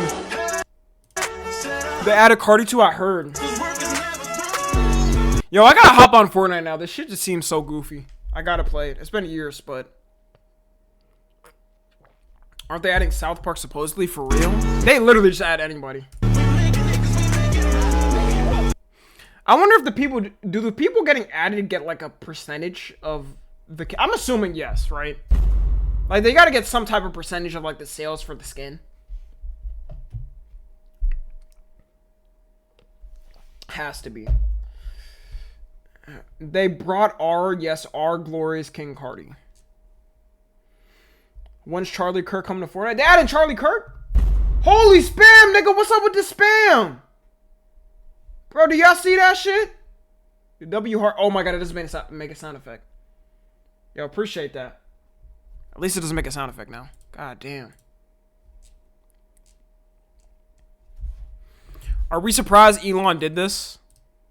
Grok AI glazing Elon. Elon Musk proves time and time again that billionaires are touchable. Maybe not by taxes, but by hurting their feelings. For no reason, by the way. He could buy... Bro, y'all, why did I hear like Elon is building I think it's like a data center or something in Austin. I think it's farther. It's not like the one in Memphis. But nigga, I'd be damned, bro, if I wake up and I'm like, what the fuck is that smell? I just smell gas. Yeah, I'd be damned. Elon, get your fat ass on, nigga. I'm not gonna lie, I don't even think people here wouldn't even take that, bro. The people that grew up here, that really like love this city, bro, I be hearing they just fucking hate Elon here. Anything but improving Teslas. Pre-$10,000 electric bill. Let me search it up. Is Elon Musk adding? Let's see.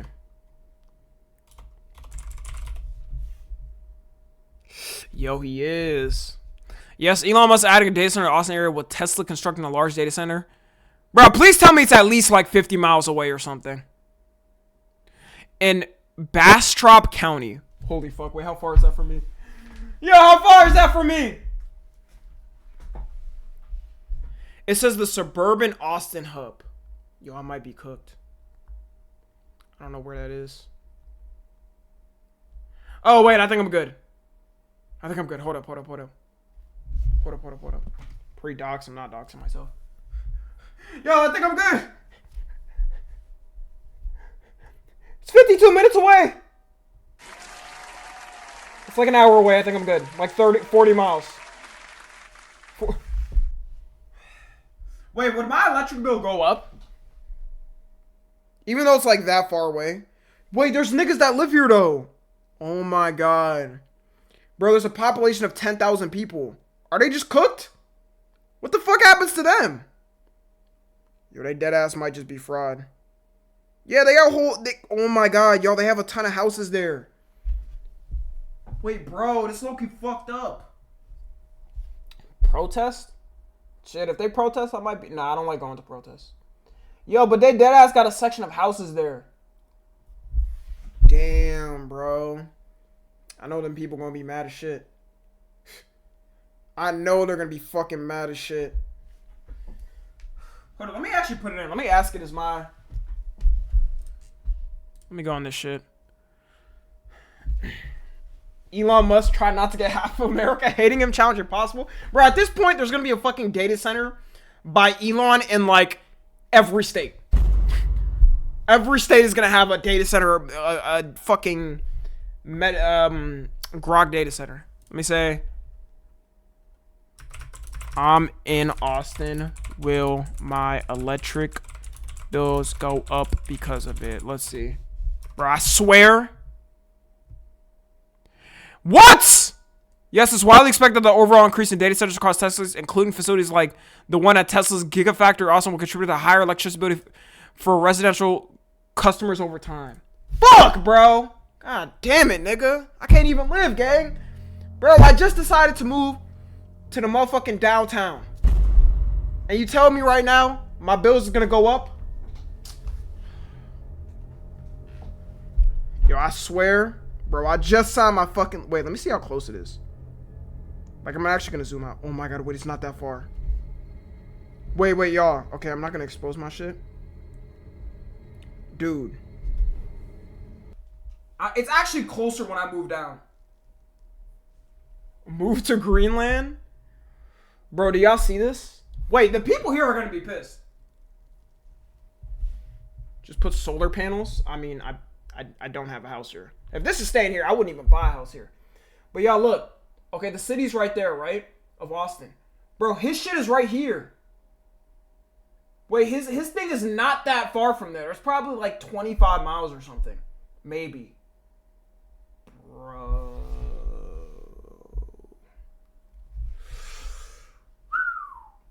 Damn. Let me say how much is the bill's gonna go up. If it's like $5 or $10, at least I could survive that, bro. Don't tell me it's like $50. Come to New York City and what? Get stabbed by a fucking homeless man on the subway? How much will my bills go up? Let's see. What the fuck? Some estimates for Texas project that average monthly bills could rise from 50% from 2020 levels to nearly 200 by 2030. Other reports suggest increase in rates could range from 25% to 70% in the next 5 years. Oh yeah, I'm definitely not buying a house here, gang. Hell nah, bro. Yeah, my ass is gone, gang. Yo, 50% is fucking crazy though, bro. That's actually like people are not gonna be able to afford their bills because of this. Go to New Mexico. I've heard it's kind of ass. Annual cost increase projections: 480 to 510 annually starting in 2026. These increases are driven by higher demand, which drive up wholesale energy prices and the need for expensive infrastructure upgrades, the costs of which are typically passed on to consumers. Holy shit. Bro, why is there no law where like any of these tech CEOs that build a data center have to pay the bills or the extra money over? It's actually so crazy. Yo, deadass, if I see the electric bills like go up by that much, nigga, y'all will not see me here like after next year. I mean, it's too late. I already got my apartment in the city now, just to see what's up with the city. But man, my ass is not gonna be here, bruh. Go to Vermont, they chill as fuck. Who the fuck wants to live in Vermont? What am I gonna talk to my neighbors? Howdly doodly, howdly doodly. Like it's The Simpsons. Like I'm fucking Flanders, man. Ain't nobody want to live there. Me if you wanted to, because 3 days ago Grok AI had an update on the backend that forced him to glaze Elon Musk no matter what happened and no matter what people asked Grok. Wow. Like if you asked him what's 2 plus 2, obviously that's 4. Also, I love. Wait, I'm gonna ask it one more thing. Wait, I'm gonna ask it about the fumes. Will I smell the fumes? Now I'm kind of worried. I kind of wish I didn't search this up.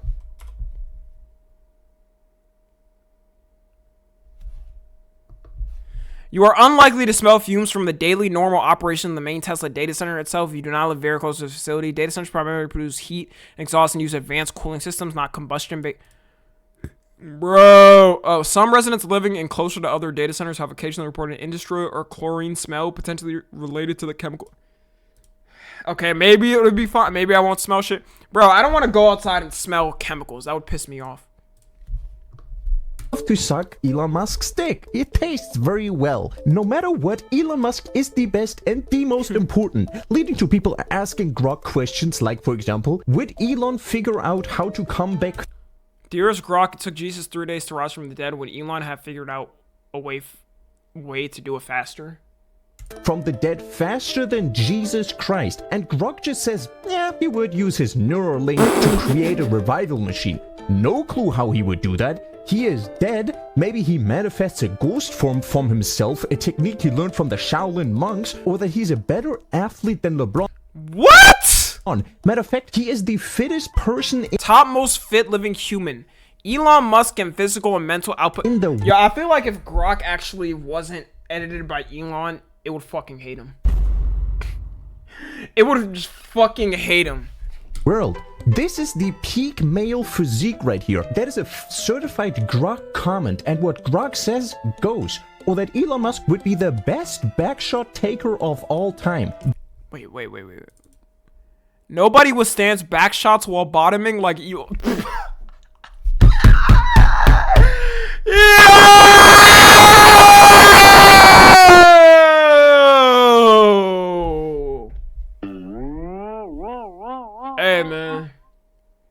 Hey man, if anybody wants to know that, it would be Grok. It would be Elon's own AI.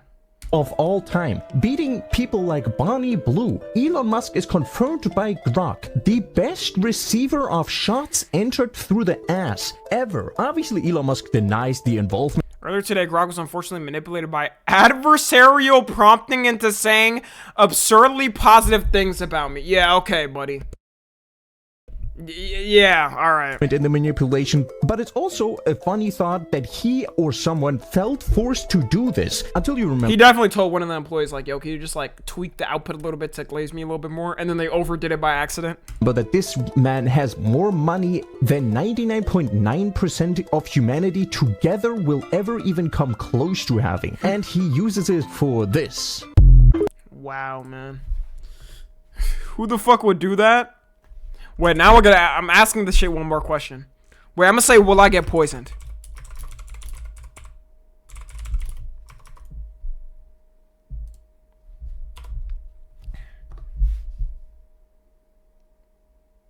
While you likely won't be poisoned by routine daily operations, the emissions from data generators do pose serious documented long-term health risk at high enough levels of exposure. The fumes contain toxic pollutants that are linked to chronic health problems, not immediate fatal poisoning under typical circumstances. So I guess no drinking the tap water? Routine operation. During normal day-to-day use, the data centers do not emit significant fumes from their primary operations. The main pollution during this time is heat and high electricity demand. Backup generator use the main concern. The risk comes from the large on-site diesel or natural gas generators used for backup power and regular maintenance testing. These emit hazardous air pollutants, including nitrogen oxide, fine particle matter, carbon monoxide. Health impacts long-term or repeated exposure to these pollutants have been linked to... But it says you have to be close to it, right? The health burden is most significant for communities living very close to facilities, especially those who are already disadvantaged to have pre-existing health conditions like asthma. So I'm good. All right. Wait, let me ask it. Ask how close. So I'm good if I'm in downtown. Hold up. Okay, wait. Yes, if you're in downtown Austin, you're geographically distant enough from the Tesla Gigafactory, and any potential fumes from its data center hardly likely to reach you at levels that would be a noticeable. Oh, let's go, y'all. I'm good. Wait, it says the Tesla Gigafactory. Why? It's talking about something else. Wait.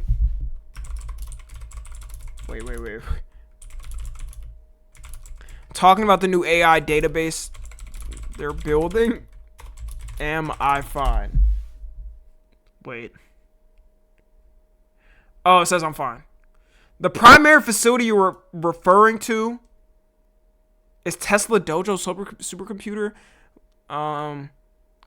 Location is about 10 to 12 miles. I don't even think it's getting the right one. As mentioned previously, the concentration of any air pollutants such as diesel fumes from backup generators disperse significantly over that distance. The health risk. Let's go, y'all.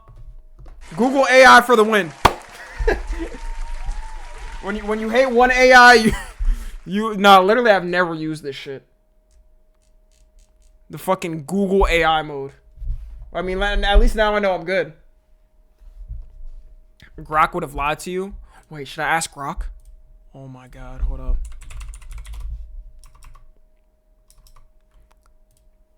Let me put it in right now. I don't even use this shit.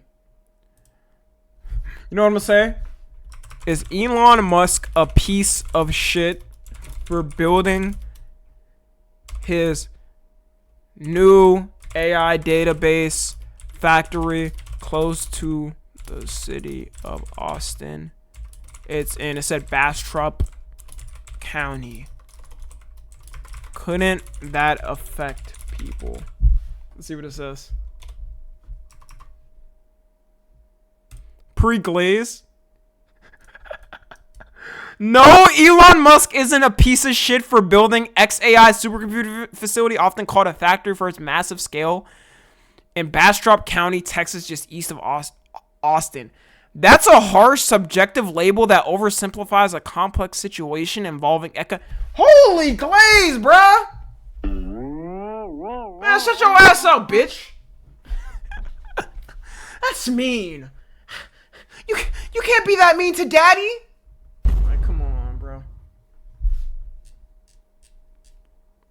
Let me see. Okay, in the ending, could it affect people bottom line? Absolutely, it will affect some, mainly through resource strain and potential pollution, but the scale depends on execution. So far, Bastrop hasn't seen the uproar of X's AI Memphis site, where unpermitted turbines spark lawsuits. Okay, so it's admitting at least that the other it broke a little bit from the chains. It at least admitted the last one he did, or the one in Memphis, is completely fucked up. Thanks to the better planning, like the waterways facility, Texas regulators have a history of leniency with big players like Musk, using loopholes for quick approvals, which fuels distrust. If you're in the area, keep an eye of local air/water monitoring via apps. I already know, bro. He's gonna do some fuck ass shit here, bro. Either way, you already know, bro. He's just gonna pay off all the fucking politicians here, because them niggas don't give a fuck.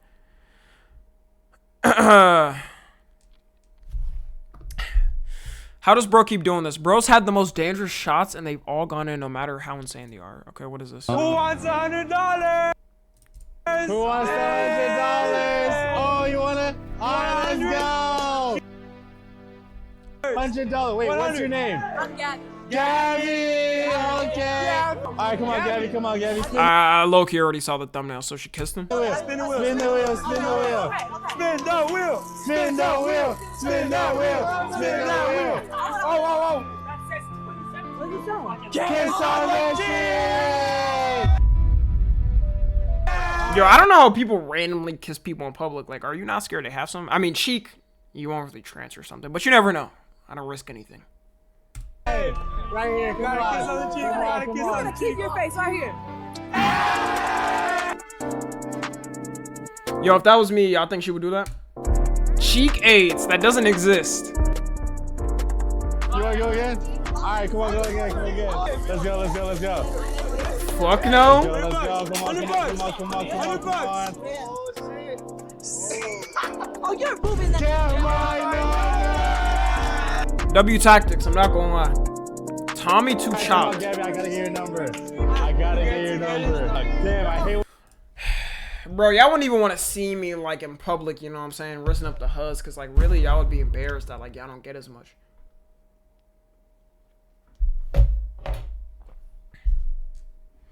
What do you think about this music? My friend sent me this. That shit is ass.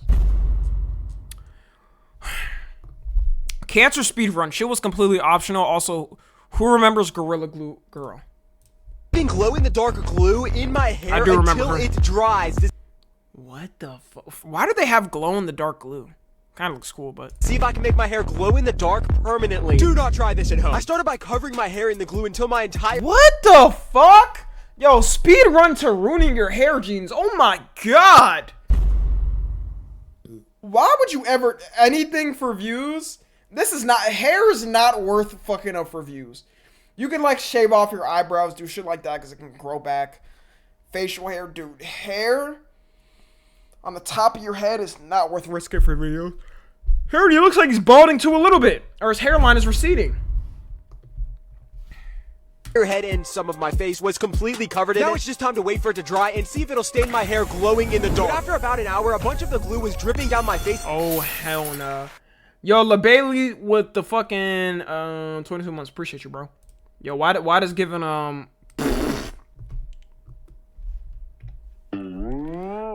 why does giving Ash Cash angles? That one, you know that one meme of Ash Cash? And got in my eye and glued my eye partly shut. I washed it out quickly, but I'm just hoping this doesn't make gluing your eyes crazy. My eye glow in the dark. This dude's After tweaking. about 2 hours, it was finally complete. Yo, this is like this is the brand new method Looks Maxers are using. You know, if you want to get your hair the most slick to look the best, you got to do this. Dry, hard as a rock, and wouldn't move no matter how hard I pushed it. I am really not looking forward to trying to wash this out. It didn't look that cool in the light, but then I turned the lights off. It looks insanely bright, kind of like a glowing helmet. But now it's time to hopefully wash it out and see if it stained my hair glowing in the dark. Washing it out with just water and shampoo wasn't working at all, but it was making my shower water glow in the dark, which was kind of cool. So instead, I just tried pushing really hard with my comb and glowing chunk of hair by glowing chunk of... Oh my god, his hair's literally ripping out. Wait, hair. you're lying. It did start to you're come lying. After lots of pushing, I No, you're lying. managed to get it out. After letting it dry, it surprisingly wasn't sticky and stuck together like last time. It actually felt surprisingly normal, which made me pretty confident it did not stain my hair glowing in the dark. But then I turned the lights off and it was still... Oh yeah, bro's tripping. Bro definitely fucked up his hair. This is about to be the next Batman villain. He's about to be like Joker Part 2 or something. Why do people do this to themselves? Man. I can never fuck with my hair, y'all. My hair too pretty. Can't do that. Eyes fuck too, it seems. Yeah, he's definitely terrible gif. Anything for views, I guess. Whew.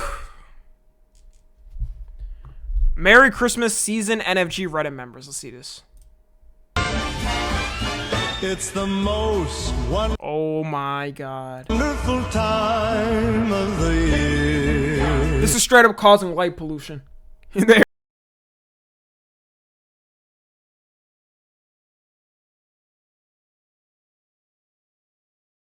It's fucking insane. Bill's gonna be high.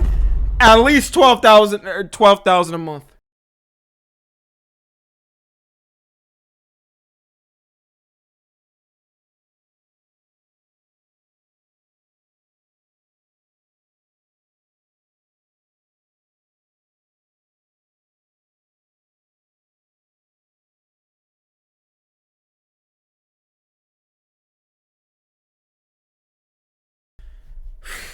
Bro, you will never see me doing some shit like that. I don't even think realistically I'm not even putting up Christmas lights when I get my own house. You feel me? I'll put up like a little tree. Alright, people could see a little tree. That's all they'll get. Can't afford that. Hell nah. MF's in creative mode.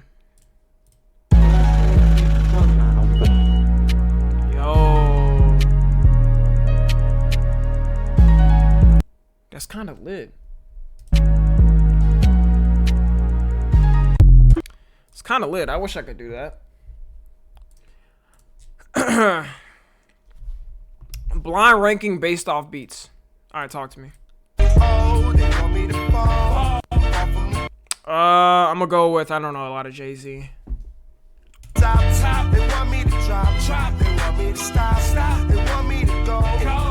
actually sounds pretty good. I'll give it a 3.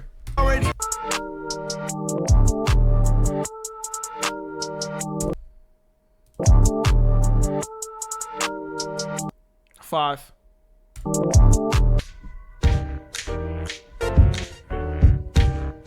Four. Got 1 and 2 left.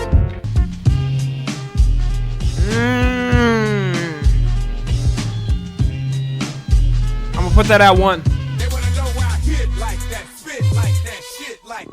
Okay, this might be the worst one, but too late too.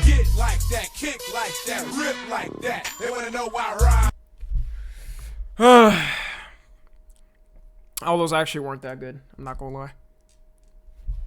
Funniest rapper moments. These are the top 10 Let's see. funniest rapper moments. Yeah, I had to fight some nigga in the bathroom. No homo. We slipping on semen. Okay, what the fuck does that even mean? That shit doesn't even make sense. Slipping on... Is that New York slang? Yo, genuinely, bro, New Yorkers be having, like, the gayest slang ever. They'd be like, hey, yo, bro, we just jacked him. Yesterday. We just jacked him real hard, real good and real hard. Alright? And we made sure to finish him today. Yo, word to my mother. We gonna jack him tonight. Jerk it a little bit. And throw him out. Like that dead ass be the terms. We jacked his ass. Bro, that's actually like a dead ass sling. Bro, that's dead ass sling. I want to beat your ass, nigga. What you want to do then? Yo, Soulja Boy is always trying to fight like a fucking rapper for no reason, bro. Like, dude, just pack up your career, man. It's over. Fuck. They motherfucking made the Twix double the size. Try to make us fat. This shit is golden. That's fat. I ain't left out Baton Rouge. You think I'm left out Baton Rouge? Say again? You say I'm left out Baton Rouge? What'd you say? You see I'm left off that bullshit? If you don't got no sauce, then you lost. But you can also get lost. Damn, this in the nigga was sauce. so fat. I need to get a drink after that. Hold up. Bro, I completely forgot about that. Who is actually paying for Kevin Gates concerts? Like, there's probably somebody's mom in here that pays for that shit. You? Me? Bro, I saw like a video of like this mom and she was talking about, guess who just got her daughter Kevin Gates tickets? We going to see him. Like, you tell me right now you're going with your child to see Kevin Gates. Your daughter at that. I mean, either way, it's cooked. Either way, it's cooked. That's you. I'ma eat it. I'm not gonna say what race. Nah, this clip is golden though. I'm not gonna lie. Bro, it's bro, like his fucking comedic timing, bro. Alright, he was Jewish. What people doctor and what Yo, this nigga was dead serious too, bro. Hospital and what media went to. We know I can't say that. It was a Jewish doctor. All three of y'all, stop playing with my name. I ain't gonna say it no more. I remember Put some this. respect on my name. These niggas, yeah, Drake. Drake. Oh, this was golden. Nah, that was golden, man.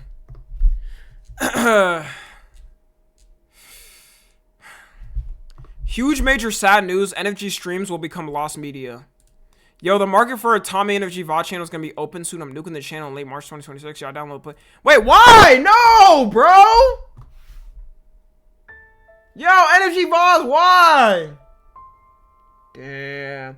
Can somebody at least save this shit on, like, Internet Archive? Bro, all the VODs really about to be gone.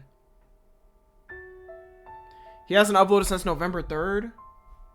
Damn. Let me see.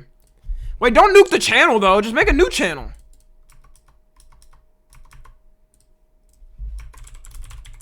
Please, for me. For me, don't do it. Damn. I post TommyNFG streams so they don't get lost. I can't post... any streams I can't post will go here. Okay, the archive site. Please just find a way to save it.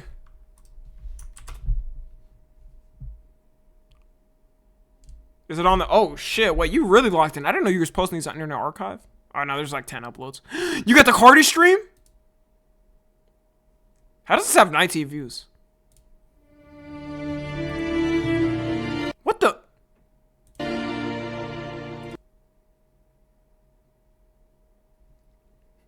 What the fuck is this, nigga? Wait, what the fuck?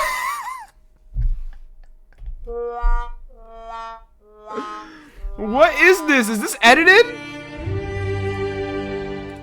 Yeah, we're 5 minutes away. I was here. Yeah, oh, this is the vid. Okay. There's certain life events where, you know, you really just gotta be there. And this is one of those life. Who was here this night? Life events. This is literally going to be the most important moment of all of our lives. Y'all, what if this gets delayed for next week? Damn, I was so chopped without the beard. Yo, we really got 4 minutes in this bit. Pre-delay. Me asleep.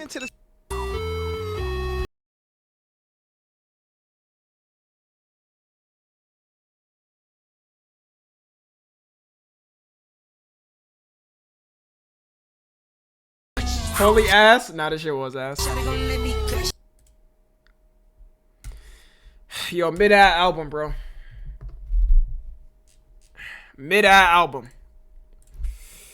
Yo, NFG VOD, just please don't delete it. Don't delete it. Never visit here.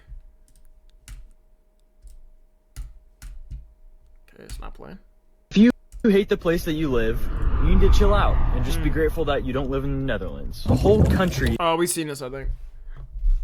Oh, my bad. Tommy loves what? What is this out of context clip now? I absolutely love all femboys or something. for the out of context clip. Yo, speaking of that, hold on. I'm gonna use the bathroom real quick. I'll be back. Hold on. Like, stop with the out of context clips.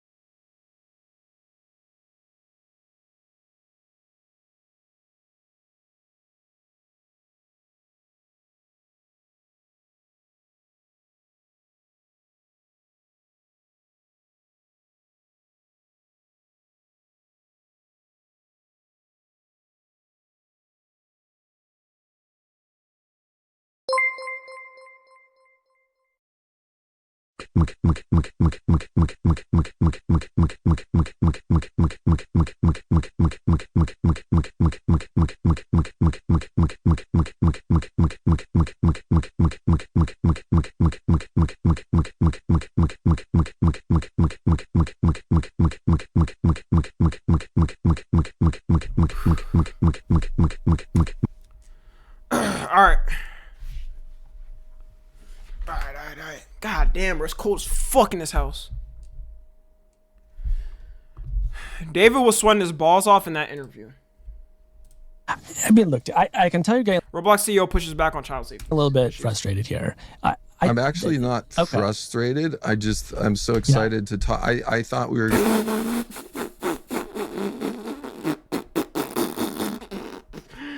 Yeah, nah, bro. Just be honest, bro. I know your ass is frustrated. Dude, when your company's getting like 20 lawsuits, bro, and lost like 10 billion in value, you know you're frustrated. Going to be talking about funny things in the industry and all of that. So I'm not frustrated. I'm just kind of figuring out how much fun time I have with you guys and how much fun time we have versus kind of this super focus. Got it. You're confident that the technology has gotten good enough that you can use it to do. Don't ever. What if he was like, don't you ever fucking dare question me? Do you know who I am? I'm David Bazooka. Don't go to sleep tonight. You won't survive.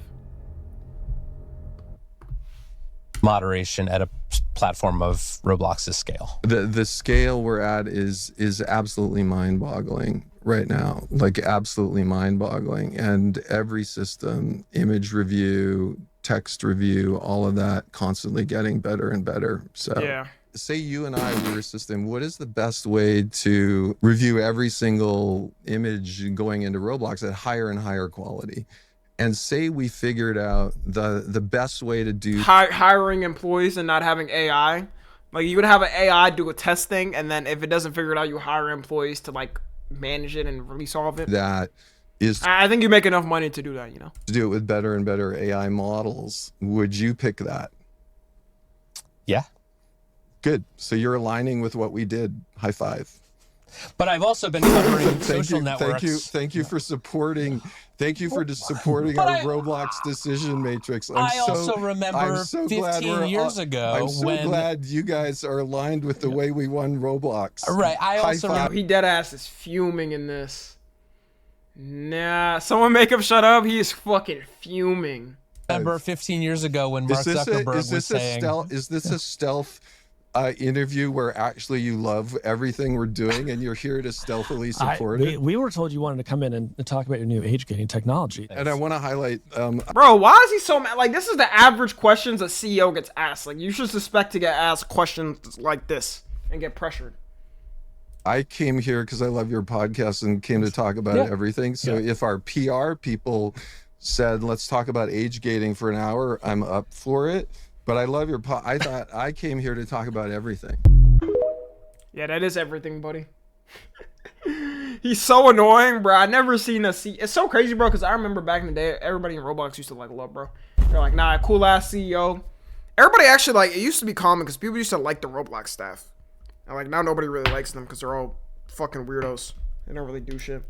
He's absolutely pissed, 100%, bro. His PR people, he's probably yell. He's probably gonna yell at his PR people after this, like, why the fuck didn't y'all tell me he was gonna say that? What? Because you know his ass is not ready. He wasn't ready for that smoke. He was not ready for that smoke. Yo, Technic.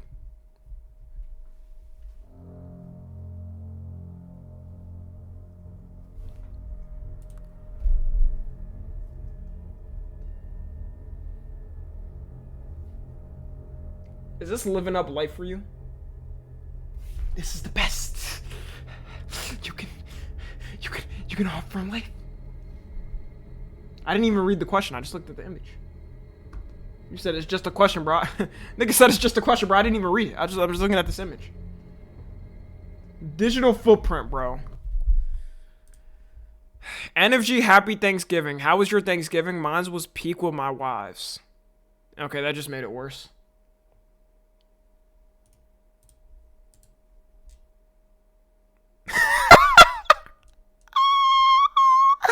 Bro needs to take off the VR goggles and spend time with his family. Dude is off his meds. Technic, are you okay, man? Yes, I am. Why you ask? I had the best cranberry. Yeah, GG's, bro. G fucking G's. I already have a family, my own family. You know what, man? You do you. Alright? You do you. And then I see this post right after. Ladies and gentlemen, friends and viewers, today marks the 2nd anniversary of the death of the Afro. Can we have a moment of silence, please? Damn, it's really been 2 years. That is kind of crazy that it's been 2 years.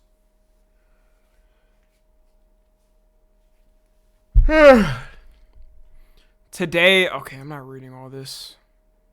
Let me just skim through it.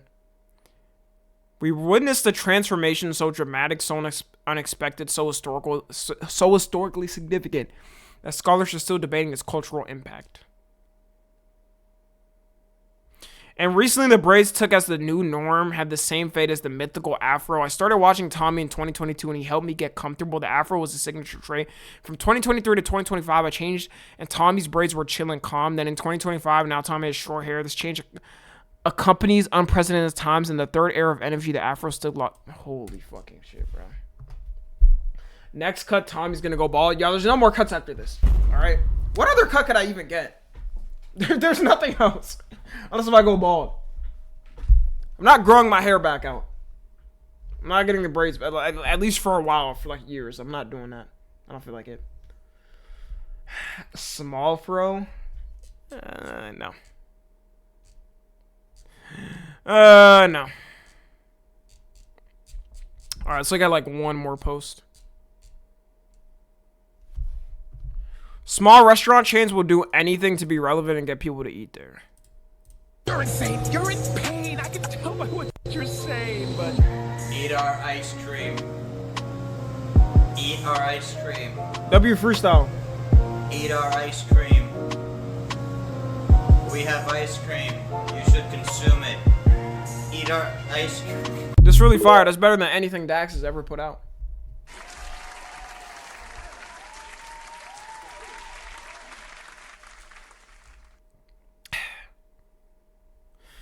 Alright. We done with the Reddit. Go bald like Kai. I got you. I'm gonna go bald. Alright. What would y'all do if I actually went bald? Like, you just see me all of a sudden, my head is completely shaved. Laugh. Point it laugh. Bro, what if I got like cancer or some shit, y'all? Like, come on, man. Alright. It's time for reacts. Wait, are y'all gonna be mad because I'm not streaming tomorrow? I'm gonna do 2 reacts today. Y'all, okay? Yes, the fuck. Very. Yes. Elegant inconsistency. 4 days off, by the way. Yo, listen, bro. Yo, I gotta, bro. I'm behind on a lot of shit. I'm telling you. Because this is my timeline after coming back. Actually, timeline. Speaking of timeline, I was working on the timeline. Okay? Then I gotta work on the main channel video. Then we gotta work on the set. Like, I have a lot of shit going on, but I'm locked in. I'm telling you. Alright? I'm locked in. Are you gonna lock it on a timeline? That'll be throughout this month. We'll still have a regular schedule. I just gotta... Y'all know my schedule, bro. Alright, we gotta balance everything. We got the main channel, 2nd channel, 3rd channel. Tommy not streaming tomorrow. Fork found in kitchen. Why are we acting like I haven't been consistent this month? I've been pretty consistent. And that we finish it off the year strong. Nigga typed in Lamau. What the fuck is funny about that? Alright. Let's get shit started. First video, the Black Friday scam explained. Did any of y'all shop on Black Friday this year? Loki. Yo, niggas is broke as fuck. Alright? I don't got it like that. Y'all got it like that though. But I don't got it like that. I'm broke as fuck. No. Damn, everybody broke. I got a 5% discount. Does that even count as Black Friday? Bro, I heard companies, y'all. I heard companies are like so desperate for like money and shit and profits now. They extended Black Friday by like a week. Go stupid. Yo. Go crazy. Go stupid. Where's MRE with the W5 gifted? Appreciate you. Now, guys, now I can finally shop. Do Black Friday shopping. Oh my god. Nah, I appreciate that though. W subs. Appreciate that. Cyber Monday. Oh my god, I forgot about that. Bro, like I'm pretty sure if I go on Amazon now, they probably still have Black Friday sales going. Let me see. Yeah, look at this shit. Hold up. Oh, it's already Cyber Monday? Wait. Bro, look at this. Shit's already on sale for Cyber Monday. Nah, they really need them sales, man. Okay, who is buying this? What even is this? Oh my god, half off? Let me see, what's a good deal here? They got this. Oh my god, guys, just what I needed. Hold up. Just what I fucking needed. A pack of batteries. Tommy definitely getting something freaky for Cyber Monday. We already know it damn well. Tomorrow he is not streaming cause he will be on the...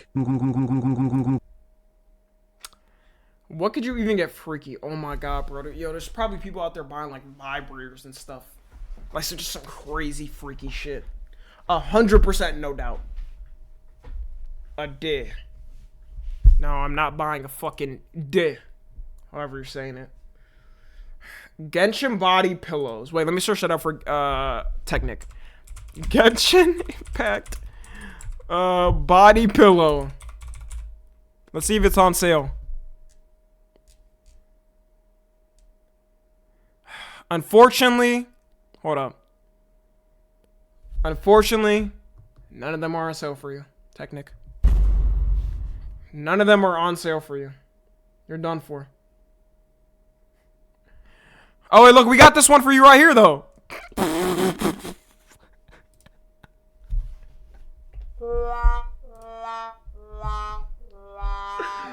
Yo. That's a dude. I know, that's why I said we got one for you. But yeah, going back to this. Bro, I've heard like Black Friday is a scam though, y'all. Is that facts? Because like people will say, oh, it's actually just like the same price, or they'll up the price. Like they'll put a price of something that's actually worth like $40 for like $50, and then they'll put like a fake price that it's like a slash $100. That shit really a scam for real. Like what is even the point of it? Most sales are a scam. Like, unless if it's a verified item. Like, I saw AirPods, for example. There were some AirPods on sale, and it was actually, like, you know, AirPods, Apple's just the same with their retail prices. That was actually on sale. But, like, certain companies, like, third-party companies, they just be lying. And they still make profits. The true savings of Black Friday is not even purchasing anything. Yeah, I'm pretty sure they also benefit, too, from, like, a bunch of people buying it. Even if they do lower it a little bit, they still benefit. Let's go and see this. Killy, there was no sale. Black Friday is just not what it used to be. 20% is not a sale. You see, back in my day, we would camp outside of Best Buy for 8 hours in order to get a steal. But don't let these people play on y'all with these Black Friday scams. I feel like as a kid, there were so many great deals, but now it just feels like a scam and that nothing is ever really on sale. Every year, stores... Yeah, because companies realize, like, how to make profits from it and how to make it act, like, I don't know, how to trick people into buying shit.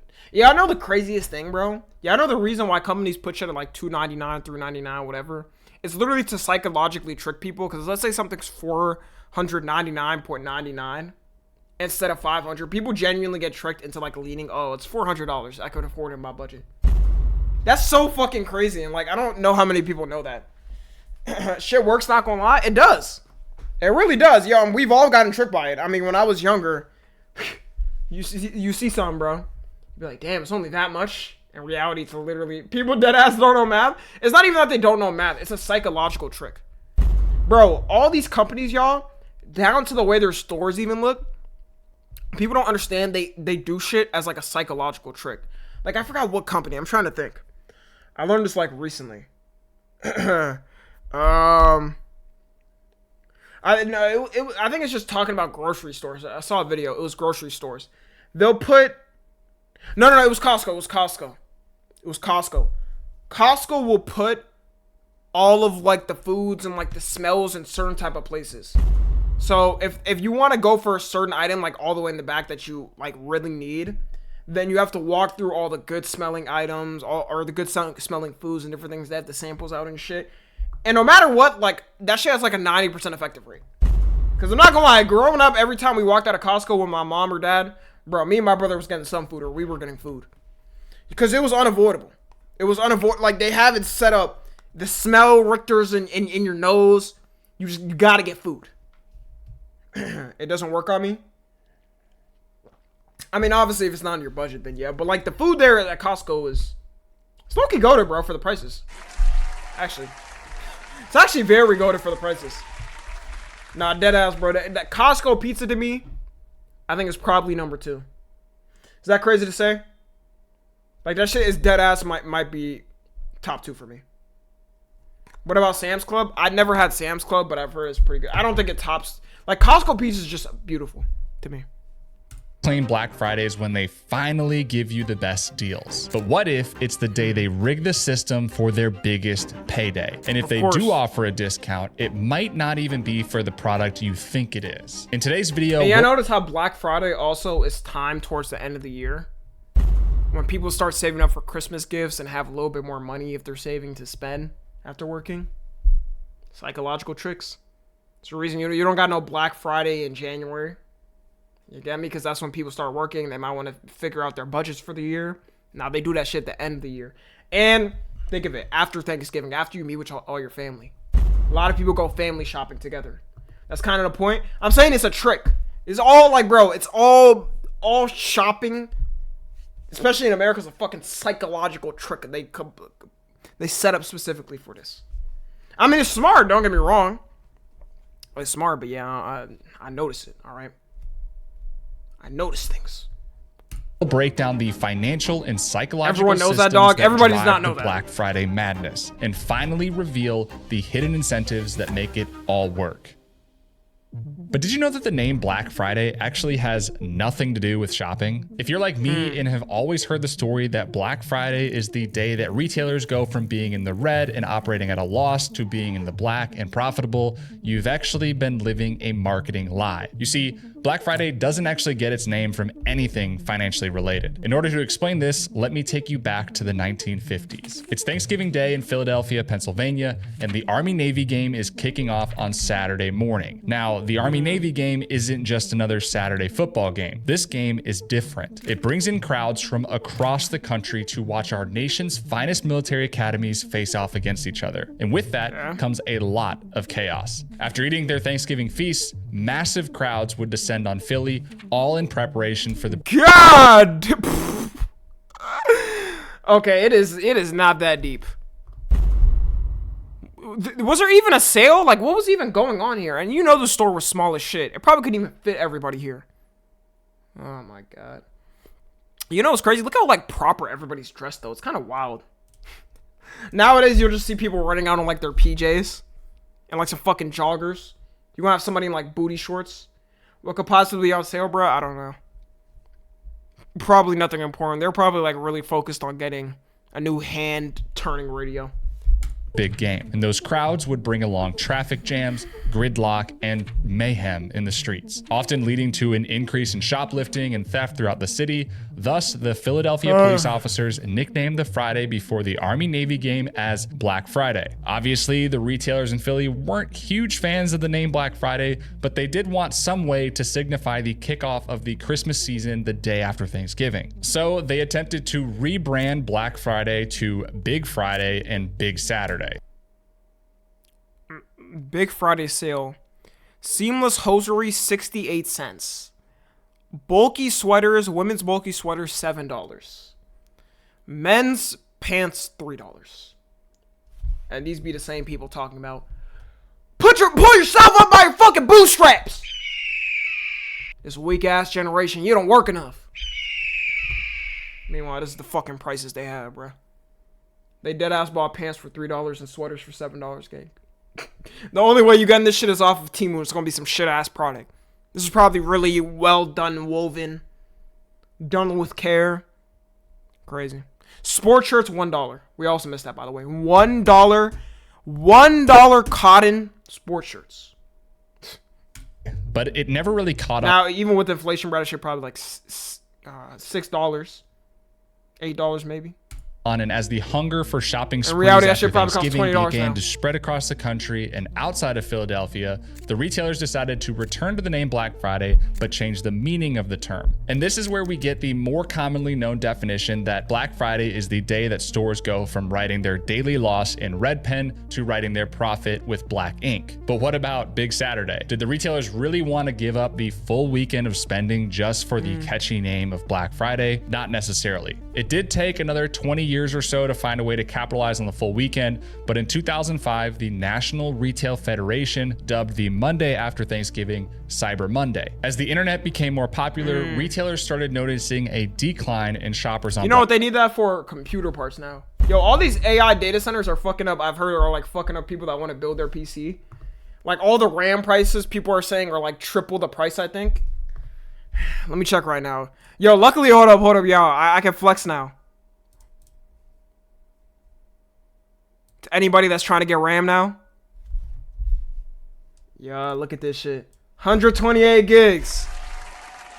I got this shit a minute ago, man, before this AI boom. I really got to flex, bro. That's like flexing right now. Like, I don't know, bro. It's like it's flexing something crazy now. I'm good now, bro. I got this shit all before the AI companies started bullshitting. Spoiled ass. Man, I'm more than good. Slide me a few, bro. I'm pretty sure I still have my old RAM in the closet, but it's only like 16 gigs or 32 gigs maybe. Hold on, let me check Amazon for RAM. I've just heard that shit is cooked. Dude. Like, bro, 32 gigs, 156. Fucking the DDR5, 32 gigs, 326. This shit ridiculous. 2 gig or two sticks of 8 gigabytes. $63. That's so fried. 32 gigs, fucking 329. How does RAM work? It's basically like, how do you equate RAM? I don't know. It just helps with PC RAM. Good. All right. It helps you. Okay. A good example is if you could have more tabs open. All right. If you want to have like 20 tabs open and you have like the amount of RAM I have, then like I could do that shit smoothly. You know what I mean? Like right now, I have Google Chrome, Opera, Discord, OBS, all this shit. And I could do that. Like if I had lower RAM, my shit would probably crash by now. Open 20 tabs on Google right now. I'll actually do that. I'll do that. Hold up though. Let's see my RAM right now. Okay, so I'm at 32 gigs of usage. Holy shit, I'm already at 25. How am I 25%? You know what? A lot of it is me streaming and recording. I'm streaming and recording and also watching the video at the same time. Let's see how much it goes up. I'm at 25%. I'm just gonna keep opening these bitches. Okay, so make sure nothing's showing. We're at 2, 3, 4, 5, 6, 7, 8, 9, 10, 11, 12, 13, 14, 15, 16, 17, 18. Let's see it now. Oh, we still at the same. We still at 25. Okay.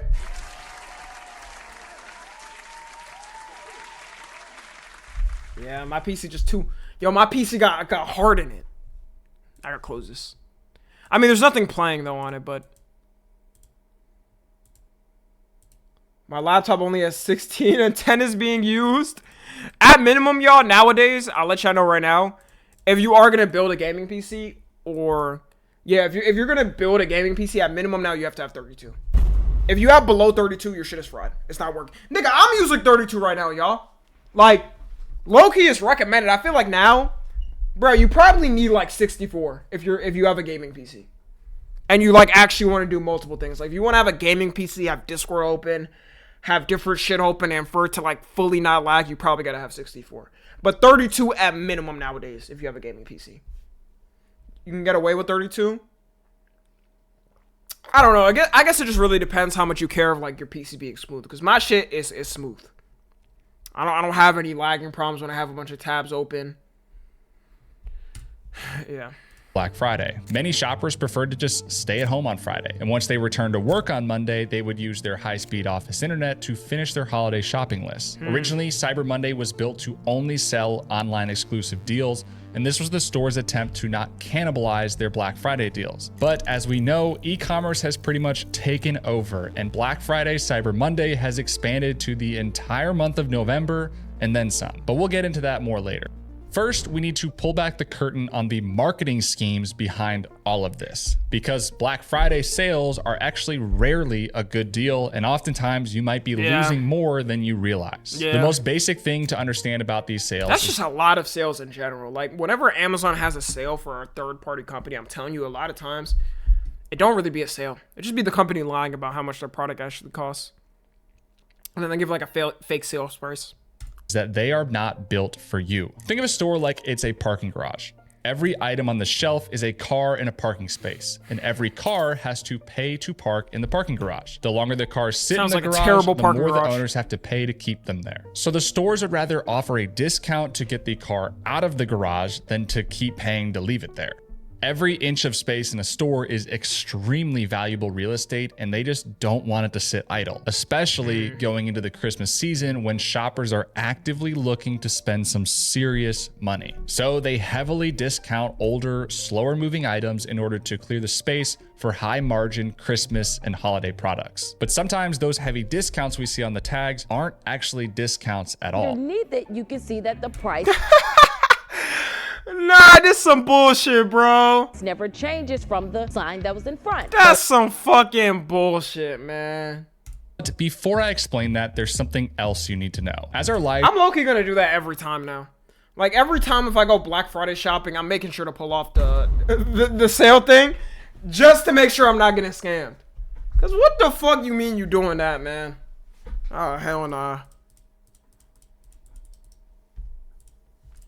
Let me introduce you to a concept called price anchoring. This is a psychological tool that marketers use to manipulate the way you view the current price. That's the innovation of capitalism. Throughout online shopping, car sales, and even real estate deals. The sellers basically anchor the price of a good at a certain price and then slash through it with the new price. That original price is the anchor point for your brain, and you view the new price entirely based on that anchor point, which means you perceive the new lower price as more attractive, and thus you're more likely to purchase. But on Black Friday, the stores will play two games with your brain. Number one, the markup game. Take a look around the stores you go in throughout October and November leading up. That's why nowadays there's websites where you can compare the actual prices and then know like the actual real sales price of a website.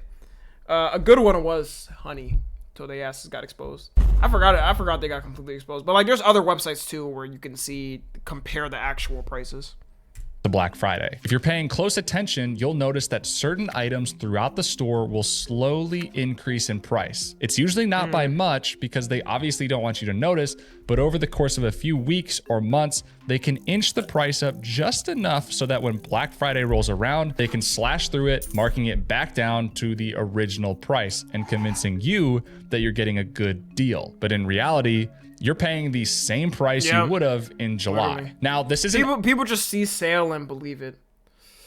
That's the thing.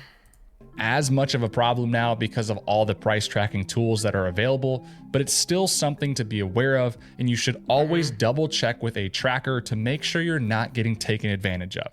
Bro, it's crazy how sometimes it's crazy how different the price of an item will be depending on the website. Like, I've seen websites when I do use like a price tracker to see it, bro, they'll have a product literally $50 extra for no fucking reason. Other than probably the website to profit from it more. I'm like, holy fucking shit. And to be honest, most people don't check. Like, if you're on Amazon, you see a product there. A lot of people, it is, but Amazon is kind of just ease. Like, they'll just buy it there anyways, just because they can get, like, maybe the overnight shipping or one-day shipping. But it be happening so much, it's crazy. Second game stores like to play is the Black Friday. Could you blame them? I mean, technically, yeah, I could blame them. But, I mean, that's business at the end of the day, bro. You know what I mean? Like, you got to know the tactics. You got to know how to get around it more of. Special. These are the end cap items or stacks of TVs all lit up and waiting at the door labeled one-time Black Friday specials. They look just like their normal related products, but these ones are special. Usually they'll have massive discounts and look like a complete steal compared to the rest of the store. And these are the items you usually see people throwing fists over. But what the stores don't want you to know is that these are not special in a good way. You see, these specials are typically downgraded, cheaper versions of the real thing. TVs are the best example of this. Many times, TV manufacturers will build Black Friday models of their more popular TVs in order to drive a buying frenzy. These versions of the TV are built with cheaper parts, don't have as many Yo, I didn't even know that, bro. So they're just fucking scamming. So for the actual deals, they be scamming. Features, are missing certain ports and accessories, and overall, just not as good as you think. But since it's marked as the special and it's $300 off, everybody runs after them. The easiest way to avoid being scammed by the Black... I don't know, would you be able to tell the difference? Holy shit, a Samsung 75-inch for $450?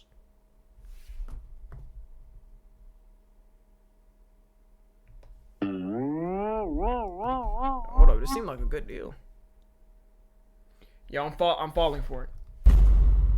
Capitalism got me. That's a shit model. Bro, wait, what the fuck? This is the TV I have, nigga. Wait, let me check my Best Buy right now. That's not a shit model. I have a smaller version of it. Not that. This is a TV in my room. We all falling for it? What, I genuinely think, like, I bought the price. This is $450. I think this is the price of my TV, except mine is like 55 inches, maybe. So that actually would have been a good deal if I got that. I don't even remember when I got this TV. This was a long time. Yeah, I got it right here. The Black Friday model is the shittier model. Yeah, that's true. That's what he's saying. Yeah, this is what I got. That's the same one. Hold up, I'll show y'all.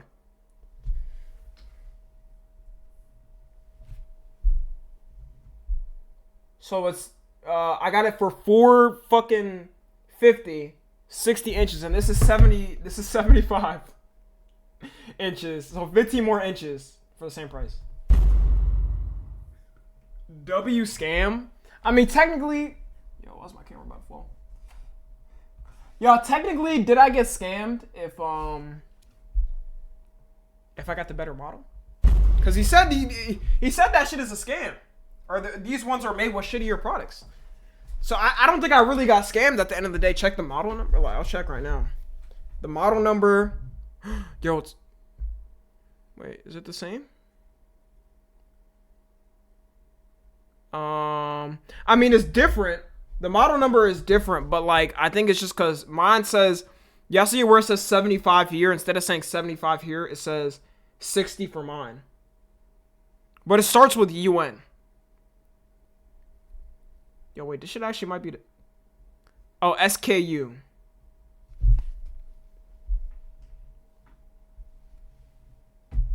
I had my mom's TV from 2007, still works fine as fuck. Yeah, gang, upgrade that shit immediately. Fuck you mean you got an 07 TV? Bro, upgrade that shit, bro. Get yourself a used one, man. There is no way, bro, you're using a TV from like damn near almost 20 years ago. Like fucking 18 years old. How old is that? Bro got a vintage TV. Yeah, sometimes it's okay to spend a little bit to get something, you know? Black Friday special is to check the model number of the item you're buying. If it's been heavily discounted and there's a similar version on the website marked at a normal price, double check the model number to see if they match. If they don't, that means it's probably a trap. If they do match, then you've probably discovered the third game that stores like to play, the loss leader. This is a pretty simple concept and really nothing new, but it's important to include. Basically, a loss leader is something that a store is willing to take a loss on in order to get more customers in the door. Yeah, that's the main thing I think most people think they do, but in reality, they be lying about sales. Like sometimes they'll do this. For example, Best Buy could do a blowout sale on TVs offering them for $100. Yo, you know what's crazy though, y'all? What we gotta talk about? How affordable TVs are. Like if TVs were as affordable as like rent was for Gen Z, we'd be living good, no cap. Nigga, TV affordability has gotten way better than it was in the past. Bro, have y'all seen the prices from like the 90s of TVs? Bro, a 60-inch TV would be like fucking 3 bands. And that's back in the 90s. Nigga, nowadays that would probably be like 6 bands or something. We really got like TVs is something. So salute to them, cause man, nowadays, man, you can get you a nice, even a Samsung TV. Think of it, a 75-inch TV, which you could probably put in your living room, which is big, like fucking huge, right? Most living rooms probably won't even need this. But getting that for $450, man, that's crazy. TVs got cheaper, but essential goods like food and suppliers are much more expensive. That's the trade-off, exactly. That's the thing, man. We got cheaper TVs, and we got rent that's like 5 times more expensive. I would trade that instantly, bro. Give me the fucking cheap rent, and then make the TVs expensive, please. This would lead people to camping out in line just to get the chance to snag a TV for cheap. But Best Buy isn't doing this to sell TVs. They're doing it to get as many customers in the door because they know if they can get you in the door and tease you with a good deal, you might see something else you like and end up spending more throughout the rest of the store. These loss leader products are just the bait to get you in, and the stores make the real money on the other high margin products you might buy. But even with all of these games, why does it work? We all kind of know deep down that these deals are usually too good to be true. So how is it that Black Friday is still just as effective today as it was in the 60s? Well, that comes back. I'm be real. I think it's also people being with family and like just spending family time together. Like when you're with family, bro, you got to think of it. All of us work so fucking much and everybody's like barely together with their family. That like the one time they're together, they're like, all right, let's just go out shopping, you know, maybe get a deal. To simple human psychology.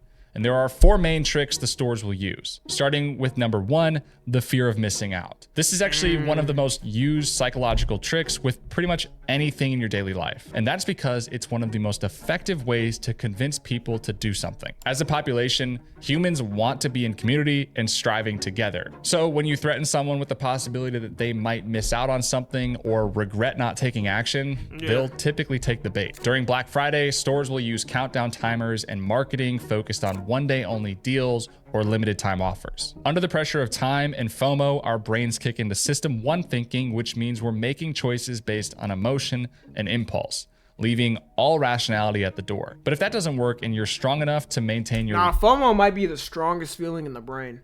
Because FOMO will completely like, bro, you will just throw all logic out. You're like, fuck it, bro.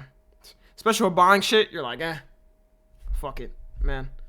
Like I was low-key feeling a lot of FOMO in Japan. Because I was thinking like, yo, how much am I going to spend here? I don't want to spend too much.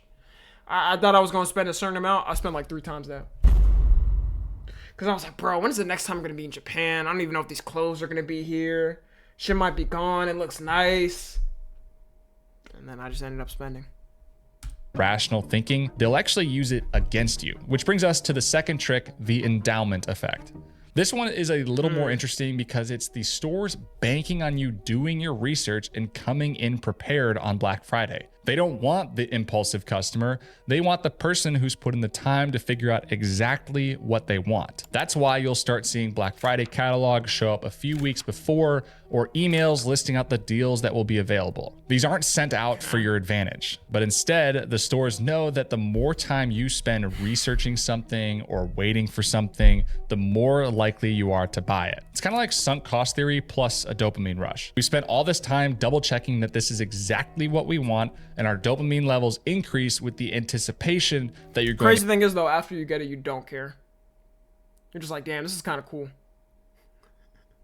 get it. So when Black Friday rolls around, the stores know you'll not only buy the thing you've been eyeing, but you might also pick up a couple of accessories or things to go with it because you've already started the momentum of buying. So what's another $20 here and $40 there? Going along with the time you spend researching, the stores are also working on trick number 3, decision fatigue. This is pretty much just what it sounds like. Black Friday and Cyber Monday are no longer just 2 days on the calendar. They've stretched to encompass the whole month of November and even into October for some brands. The longer sales were originally due to customer demand because people wanted better deals for longer. But this increase in length wasn't just for operations. It also feeds the beast. The more messages we see, the more discounts we notice, the less energy we have to rationally evaluate every single one, which means you're more likely to make an irrational purchase on day 14 of the sale than you were on day 1. So as these sales get longer and longer, they're able to hook more people in purely out of exhaustion. But none of these tricks would be possible without the biggest of them all, the savings illusion. This is the bread and butter of Black Friday. Let's say we see an ad for a TV that's normally priced at $500,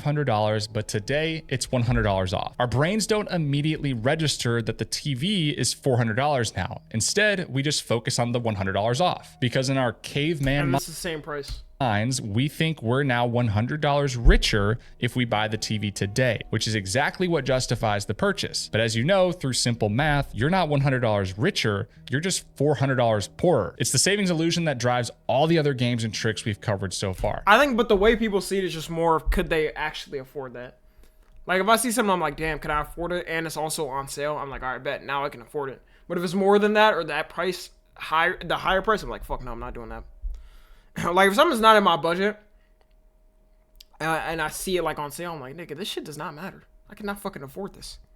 Everything else is just stacked on top of this simple concept that relies on our chicken brains not thinking rationally about prices. But now that you know how the hidden systems of Black Friday work, how can you beat it? Well, first off, ignore the savings, the discounts, and the % off signs. Only focus on Okay, before he explains that, I think you just gotta lock in on what exactly you want. You write down like 3 things you really want, try to find it, and then just get that.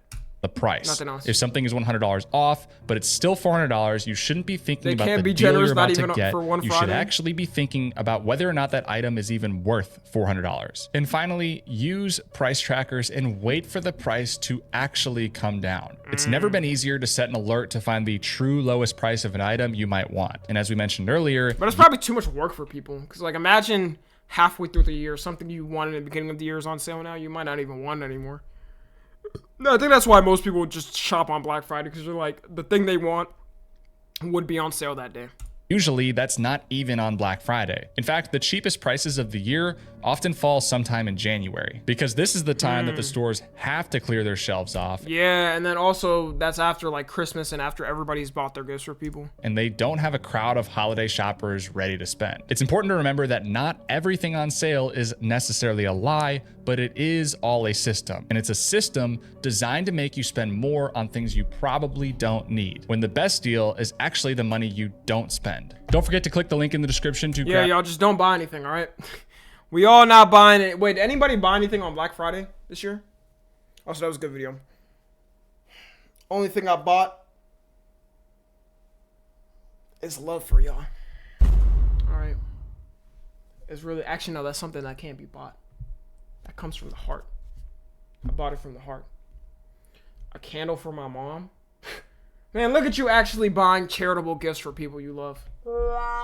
Imagine doing that. Man, I'm out here broke as fuck. People gotta give me. Money buys everything, let's be real. Money can't buy me though. But anyways, yeah, if you're watching on the tube, make sure to join the Discord and watch the streams. Yeah, I'm priceless, nigga. I mean, it can. No, it cannot. Well, yeah, realistically, what price tag am I worth? Probably like $20 million. If I'm being so realistic.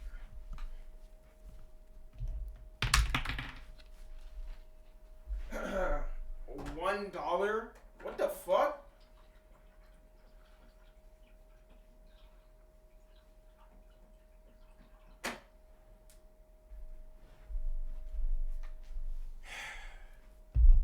This is actually insane thinking about it.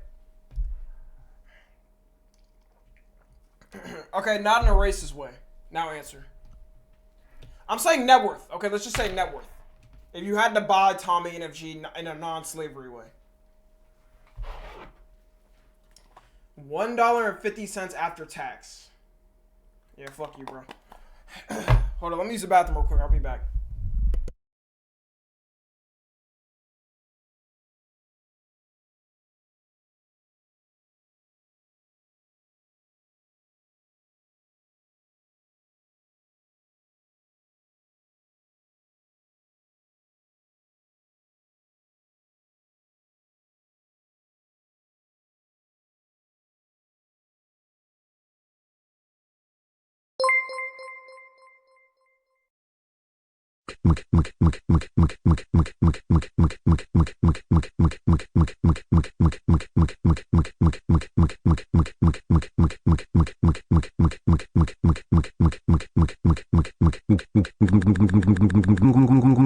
Will to flower emoji, will to flower emoji, will to flower emoji, will to flower emoji, will to flower emoji, will to flower emoji, will to flower emoji, will to flower emoji, will to flower emoji. Why did it sound so, I don't know, like depressed or something?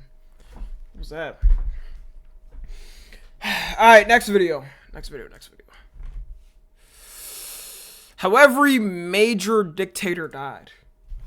Man, I'm still here. Weak ass video. I'm still here, man. Yeah, I'll run this chat. Alright. Tommy's next. Yo, chill. My reign will never end in the chat. And do you guys think Adolf moved to Argentina? Absolutely. Now, you literally can't convince me, bro. The fact, ever since I seen that video of the German town in Argentina that speaks purely German, I was like, yeah, bro. He definitely moved there. Plus, think of it, too. Argentina's, like, the most racist South American country. No, genuinely, bro, the amount of, like, racist people in Argentina that, like, suck up to, like, races in America is insane. Like, I don't know how many people know that, bro. Like, they genuinely think, like, bro, that they is one of them. You know what I mean? Like, bro, you think your ass would be accepted, dog? Bro, you come here, bro, your ass would be deported immediately, buddy. There were a lot of Nazis moved to Argentina after World War II, but I don't know about Mustache Man himself. Bro, because the fact that they never had his body, too. That's just so crazy to me. As in Argentina, there was no Germans in Argentina. There was no war in Boston ass statement, bro. You want me to do one Google search? Hold up. Are there Germans in... Yes, there are many Germans in Argentina with over 3 million people of German descent, making them one of the largest European ancestry groups in the country. German immigration began in the 19th century and peaked in the 1920s, with significant communities now in provinces of... Alright, so where's bro at? This is low-key just historical facts. Like, I feel like literally everybody knows this. Everybody fucking knows this. Bro forgot about 3 million. Yo, how do you not know that, actually? I feel like I'm not even from Argentina, bro. And I fucking know that. The printer didn't flee because of the USSR. He couldn't have escaped. I mean, who knows, man? Who knows, bro? All we know is Mustache Man is packed, bro. that nigga fucking gone. And we all... Wait, was he ever buried? Probably not. Probably just burned his corpse.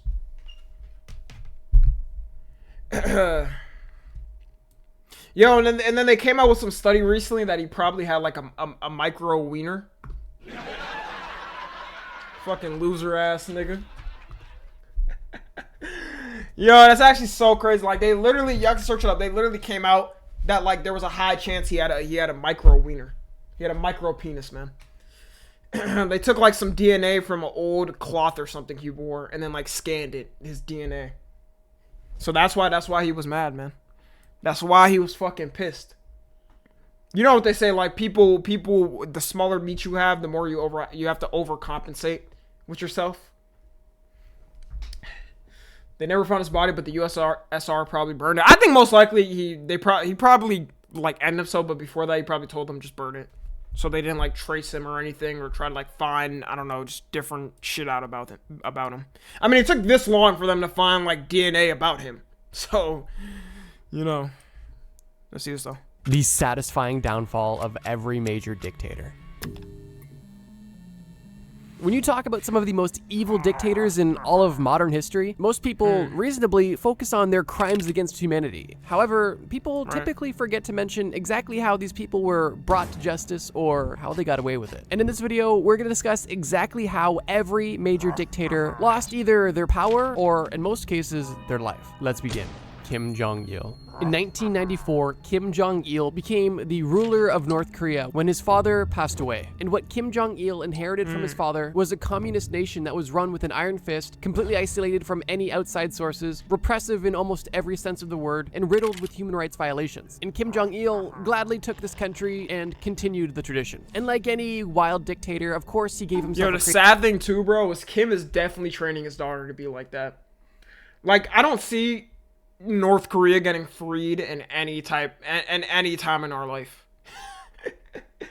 He's always doing photos with his daughter now. Like he's going out showing her nukes getting sent out and shit. Now, do I think I think she will soften it a little bit. I don't know. I could be wrong, but I think like she'll after he dies or whatever, she's gonna take over and like maybe not soften it. No, actually no, probably soften it away because like. I think if something will eventually crack exactly. Because whenever you think of, like, dictators and shit, over time, the people that are, like, in charge of it, whether it's kings or whatever, eventually they start to soften things and, like, calm it down. It's obviously not going to be a free fucking democracy to people in our lifetime. It's obviously not going to fucking happen. But I think it'll soften, like, certain things.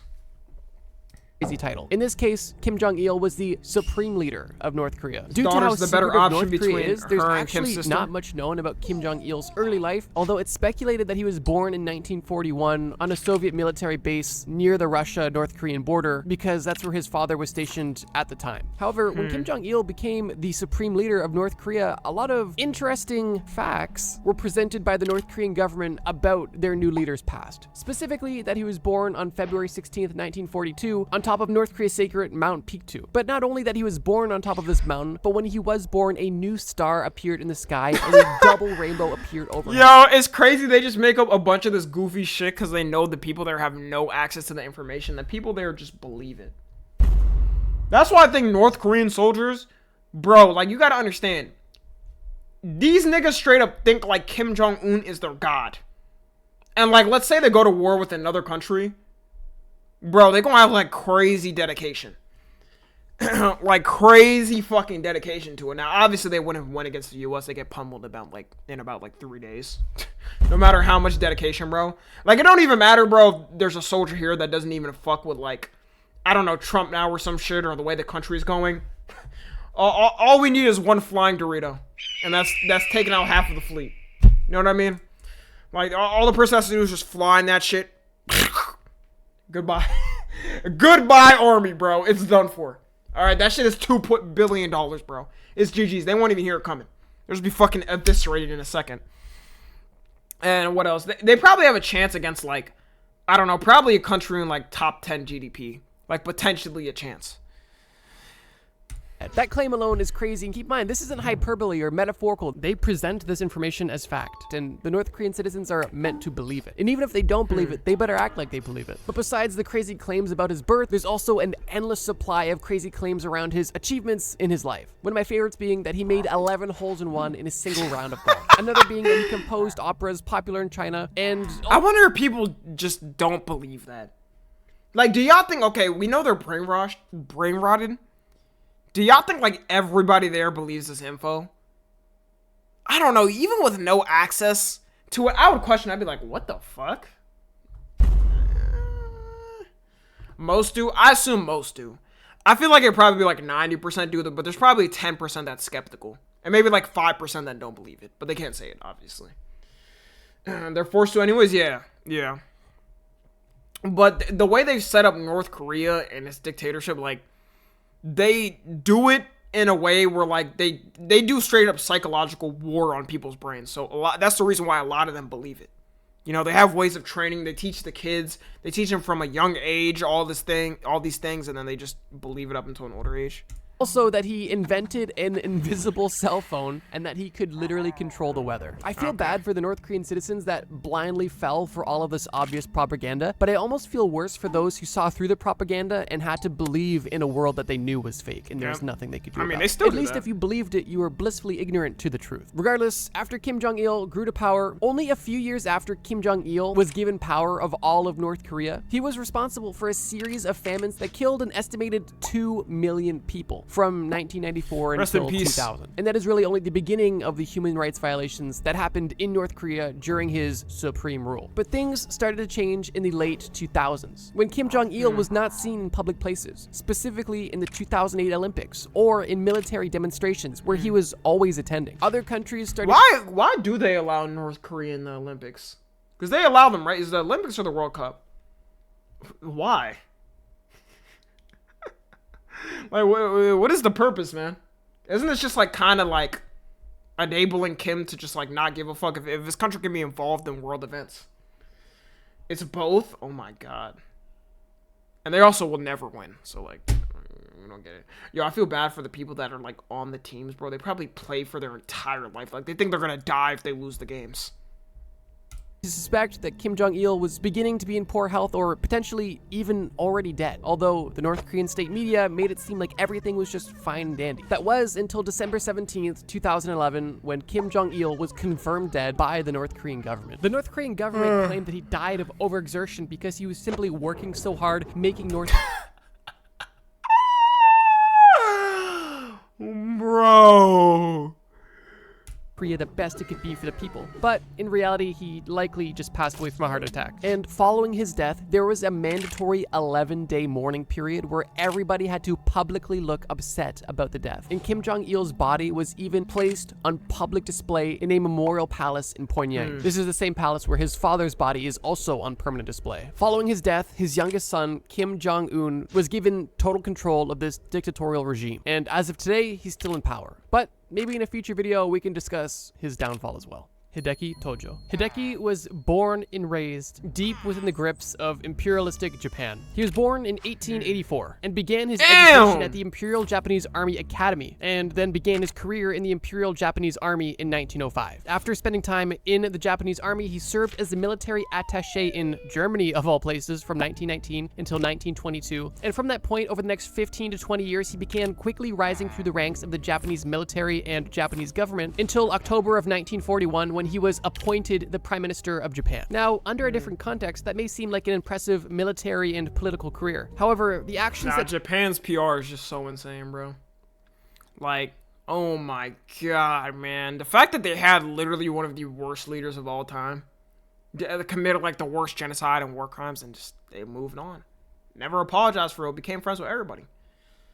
Took place under this man's rule is anything but impressive, and is truly nothing short of a nightmare. Hideki was the Prime Minister of Japan from 1941 until 1944 when, well, we'll get to that. And if Japan got out top 3 PR, Japan literally has #1 PR. There's nobody that comes close to it. Like, straight up, bro. And I know it has #1 PR considering I'm still visiting it. And I love Japan, bro. I'm not gonna... But, dude, like, bro, think of everything. No, like, nigga, no apologies. Denying it, sometimes just fucking denying things happened. right? And just moving on, man.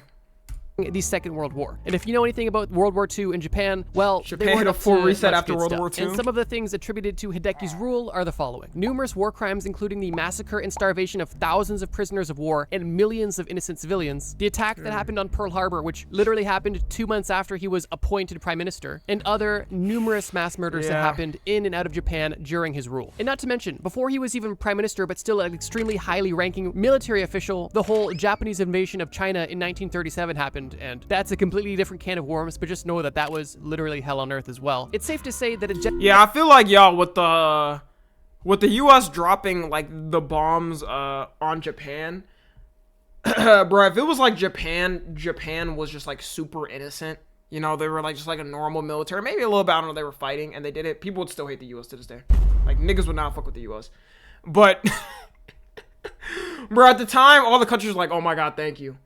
Which, to me, I feel like if it was the military, like, purely, I don't know, the bombs dropped in the military, I wouldn't care as much. But the fact that it was civilians, bro, that shit to me, I'm just like, damn, bro. Like, you just had 100,000 civilians just fucking dead. That's why I feel bad about it, but, you know. The Nanjing Massacre was so insane, don't know how they went through it. I didn't even know what that was, too, until, like, the 2020s. Like, they didn't even teach me that shit in school. The Germans of Asia? Wait, low-key? Nah, low-key, bro. It's a good comparison. Military appointed prime minister is really nothing short of a dictator. And even if you don't specifically classify him as a dictator, well, his resume doesn't make him any better than one. And on July 18th of 1944, Hideki actually resigned as prime minister, as the war was definitely not going Japan's way. After he resigned, Japan surrendered to the Allied powers, and in September of 1945, Hideki was arrested. Following his arrest, he was put on trials in an international tribunal military court, where he was sentenced to death for numerous crimes against humanity and numerous war crimes. And on December 23rd, 1948, only 2 days before Christmas, Hideki was hung. And his reign of terror was over, but definitely not forgotten. Pol Pot. In the 1960s, in the Cambodian jungle, Pol Pot began to organize the Khmer Rouge, a group that advocated for we don't be having this nowadays. I know, right? Like, bro, imagine nowadays if you just saw like war criminals and leaders and shit just hung in public. That would definitely scare people, bro. They would be like, oh shit. Wait, maybe we shouldn't be doing all this. I don't know. Man, to me, bro, imagine y'all.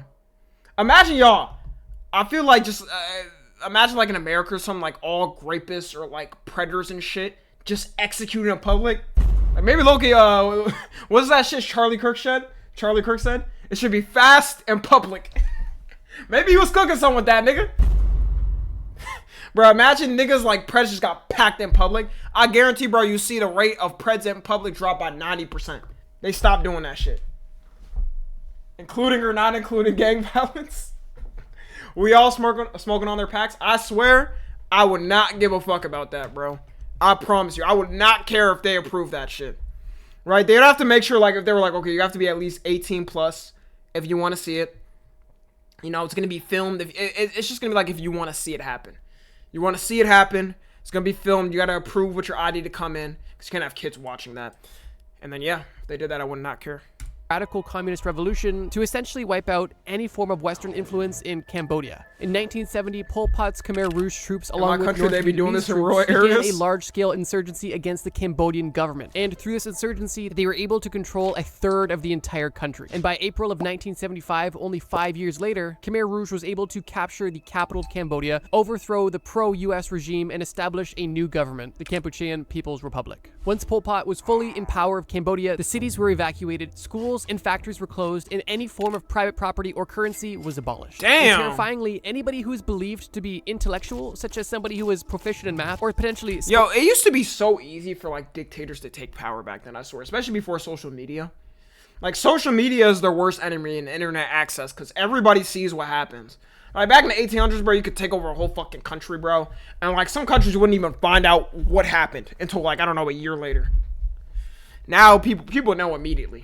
And then you get condemned by a bunch of other countries and shit. You may get, like, some type of sanctions, and you're cooked. spoke a foreign language was immediately killed. Even if you were good at your job, just a skilled worker. Safest you were communist also killed. country. But even if you weren't speaking other languages or particularly good at your job, if you even had any form of basic technology, such as glasses, a watch, or even maybe a little radio, you were once again killed. And because of this, from 1975 to 1978, it's estimated that over 2 million Cambodian people were killed by either execution or forced labor or famine. But in 1978 to 1979, Vietnamese troops were back in Cambodia, but this time to overthrow the Khmer Rouge because they saw how crazy things have gotten. And in 1979, Pol Pot and the remaining Khmer Rouge members retreated back into the Cambodian jungle. In 1985, Pol Pot officially retired from being the head of the Khmer Rouge, even though it was already at this point no longer controlling Cambodia and more or less of a entity that just existed in Cambodia. But even still, after his retirement, the Khmer Rouge still continued to take out guerrilla actions against the Cambodian government. But in 1997, Pol Pot was finally put on trial, and he was sentenced not to death, but to life in prison. And if you're not already upset, this is where things get really upsetting. Because although so many people wanted him to be extradited and sentenced to death, he not only just got life in prison, but he was also able to serve time in his home on house arrest. Man,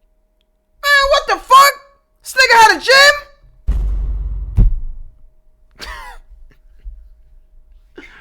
Bro, I hate, oh my god, bro. Yo, every, like, terrible leader always ends up getting away with it in such an easy way. Like, they are rarely held accountable. Especially through history. Yeah, he never got punished. That happens every time. It's like, there's nothing you could do. And a year after his trial in 1998, Pol Pot declared in an interview that, quote, "My conscience is clear." And later that year, he died in his home, peacefully in his sleep. Life is truly unfair. Some of the best people in the world are gone too soon in horrific ways. And others who kill millions of their own people get to live long lives and die peacefully in their sleep. Sometimes you just feel like justice truly wasn't served. Benito Mussolini. World War II is going to be a common theme in this video because, unfortunately, there was an abundance of dictators. But I'm going to sprinkle them throughout so it's not all at once. Early in Mussolini's career, he was a socialist politician and a journalist at a newspaper. And in 1912, he became a member of the National Directorate of the Italian Socialist Party, but was actually kicked out of that because he wanted military intervention in World War I. Because of this, in 1914, Mussolini founded his own newspaper and also served in the Royal Italian Army until he was wounded and Wait, this is the fists they were wearing back then? His own newspaper, and also served in the Royal Italian. Yo, what the fuck? Wait, why did they have, like, W fits back then? I mean, bro's a terrible person, but, like, damn. Army until he was wounded and discharged in 1917. After being removed from both political and military groups, he decided that the best next course of action was to start his own thing. And what he started was a fascist movement in Italy. In 1922, following the March on Rome, he was appointed as the prime minister by King Victor Emmanuel III. And shortly after becoming the non-elected prime minister of a country, Mussolini, through the help of his secret police and his followers, were able to consolidate all of their power, transforming Italy into a one-party dictatorship. Within 5 years of being the appointed prime minister, Mussolini was able to establish a dictatorial authority by both illegal and legal means. And his goal was to create a totalitarian state. And if you're unfamiliar— It's just so crazy how they collect power so fast. Like, it's not even that hard.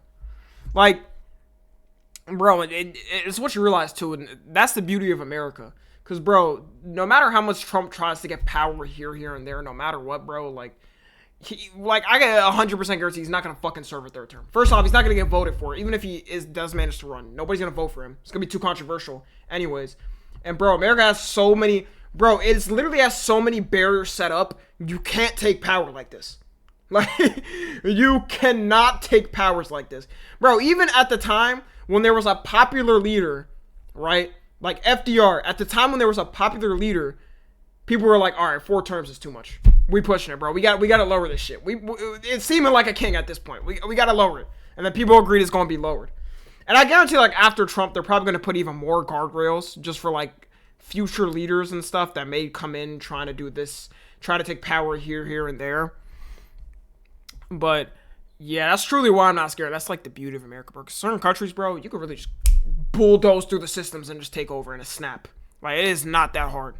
Totalitarianism is essentially just a political system that literally prohibits the opposition of the government, meaning that the government controls and owns everything and you cannot say anything about it. From his rise to power in 1922 to 1937, there was multiple wars and conflicts that Italy was involved in due to their new political structure. And in 1937, after the huge costs of all of the conflicts that they were involved in, they decided to preemptively join the Axis powers, specifically Germany and Japan. And this ended up being extremely helpful for Italy because they were completely unprepared for World War II. In July of 1943, when the Allied powers invaded Sicily, King Victor Emmanuel III, the person who initially appointed Mussolini, was now dethroning Mussolini, and didn't only take his power, but also put him in custody. But it didn't last long, as Germany was able to successfully rescue Mussolini, and Mustache Man from Germany made Mussolini a ruler of a not-so-official puppet state that was just a German-occupied part of northern Italy, which was known as the Italian Social Republic. It's crazy how they team up too. All the dictators just be like, they'd be dapping each other up like, all right, I got you. If anything happens, come here.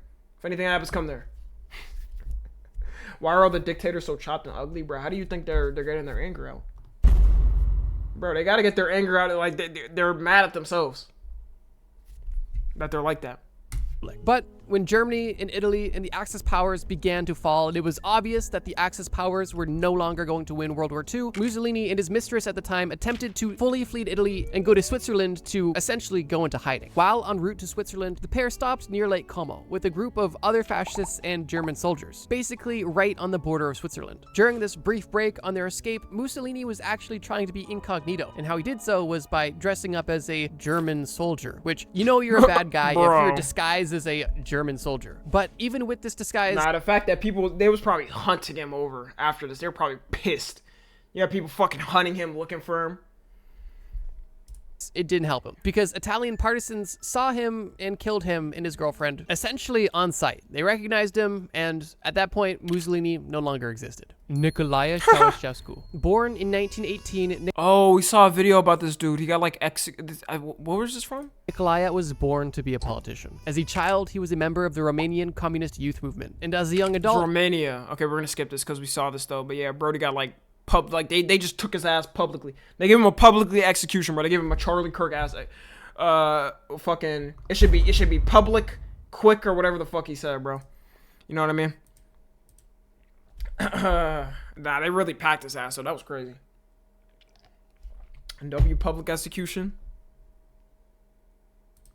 via a firing squad on Christmas Day, 1989. Joseph Stalin. Stalin was born to a poor Georgian family in the Russian Empire, and as a young adult joined the Russian Social Democratic Labor Party, while at the same time he was also helping raise funds for Vladimir Lenin's Bolshevik faction, and how he was donating to this faction was actually by committing bank robberies and other crimes, as well as editing the party's newspaper. Already off to a good start. Because of his crimes, he was repeatedly arrested, where he was exiled to Serbia multiple times. After the Bolsheviks seized power in 1917, Stalin served as a member of the political... That's the thing about all these dictators you notice, bro. They always end up having, like, terrible fucking backstories, or they go through harsh shit, and then they're just mad at people. They get power, and they're fucking mad, and they're like, alright, I gotta unleash all this.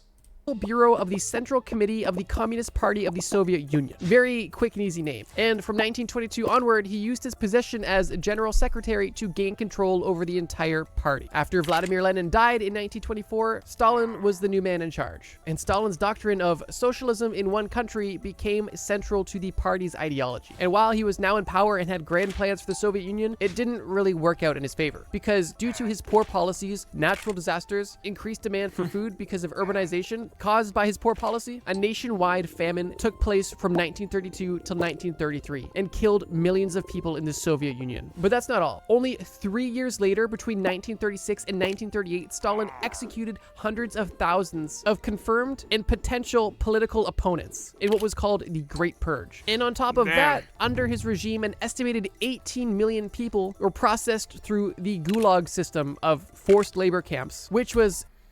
Bro, that's just so crazy to me. The fact that, like, these type of numbers are unimaginable to me. Because I'm thinking 18 million people went through something like this. Like, if something happened like this nowadays, bro, which is probably something's happening. Like, is there anything, like, similar to this happening right now? At this scale? I don't think so. Unless I'm missing something.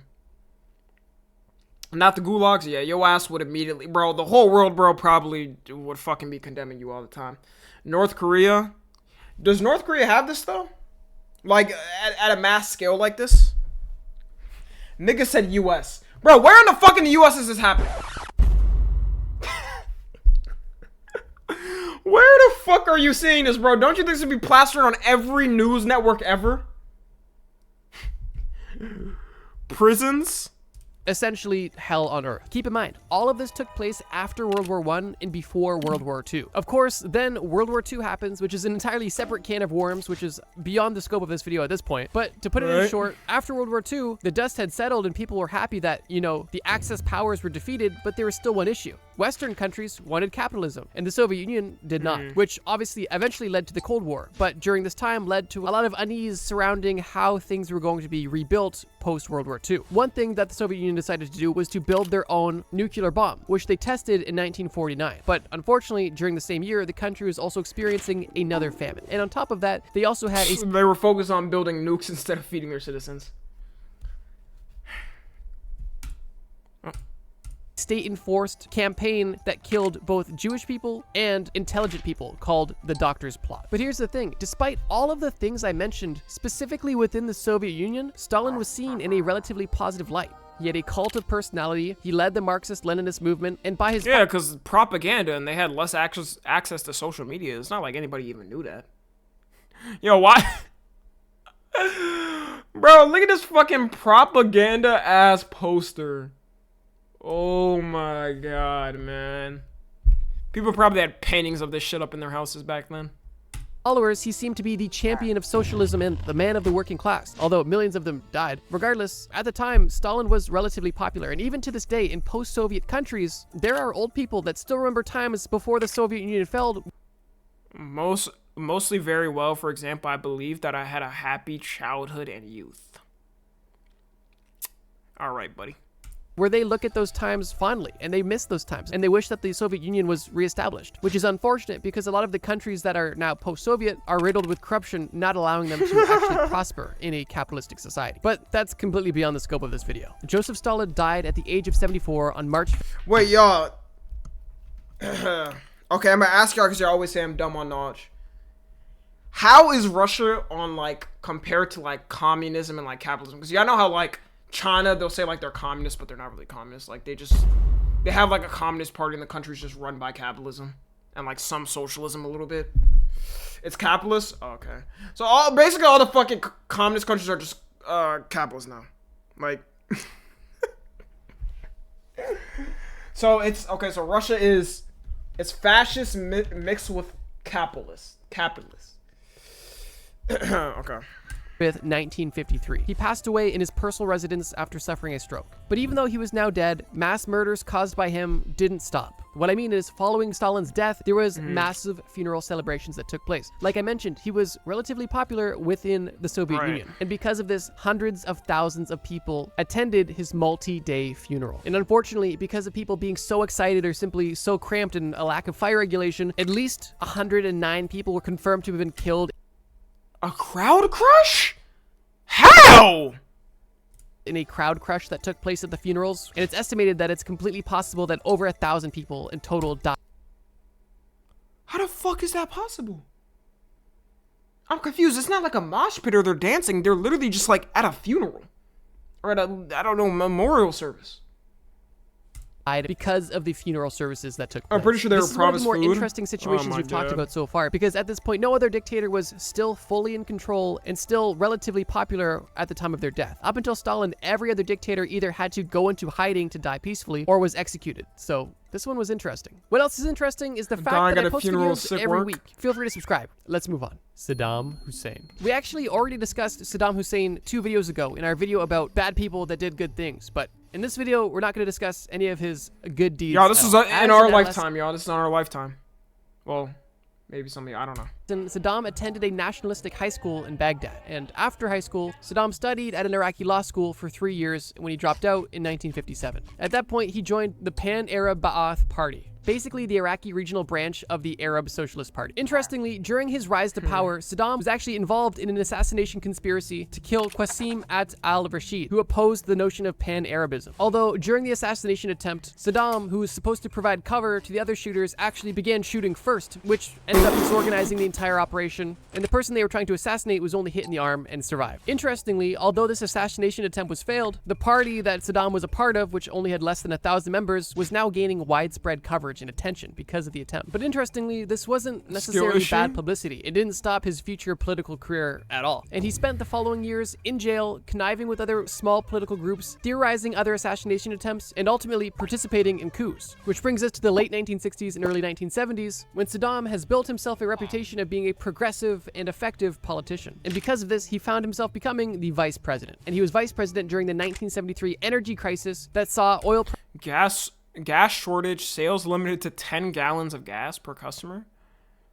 That should be especially for cars back then, that was probably enough.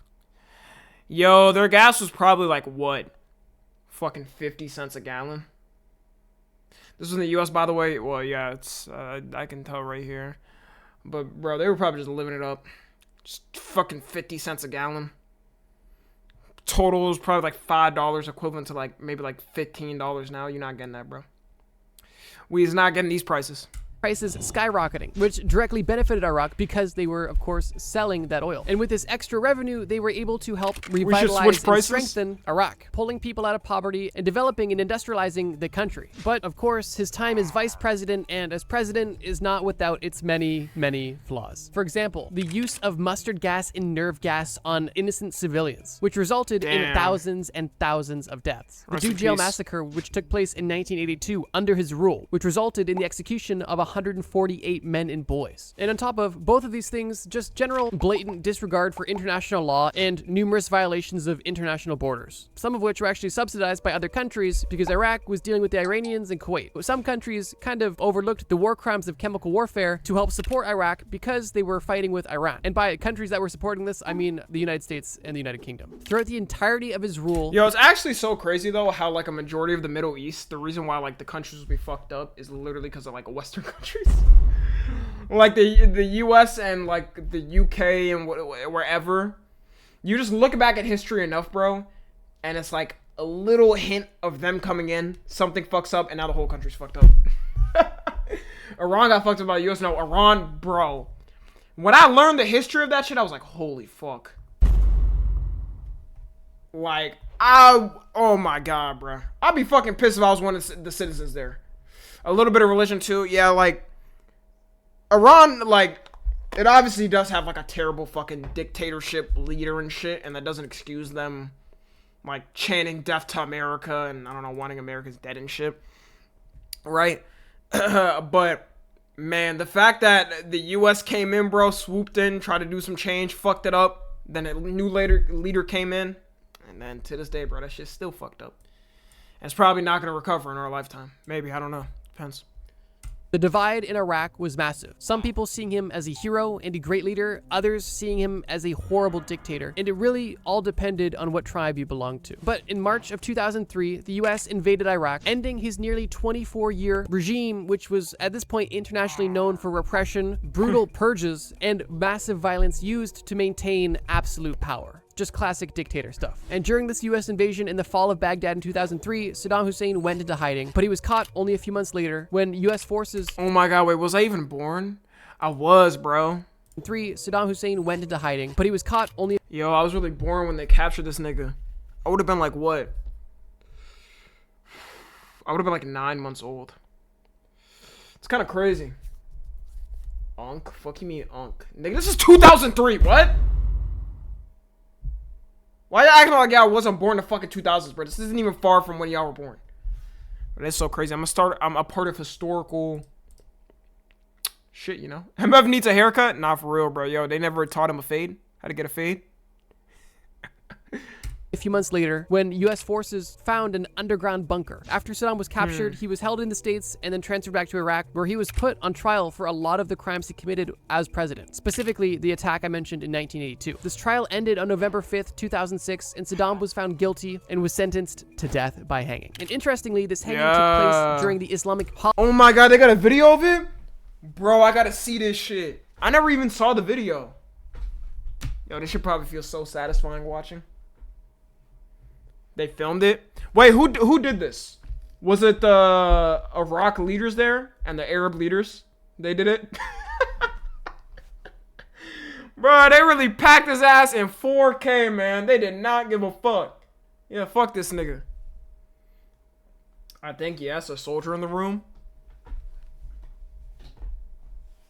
Yo, if Kim Jong-un ever got captured, bro, this is what got happening, bro.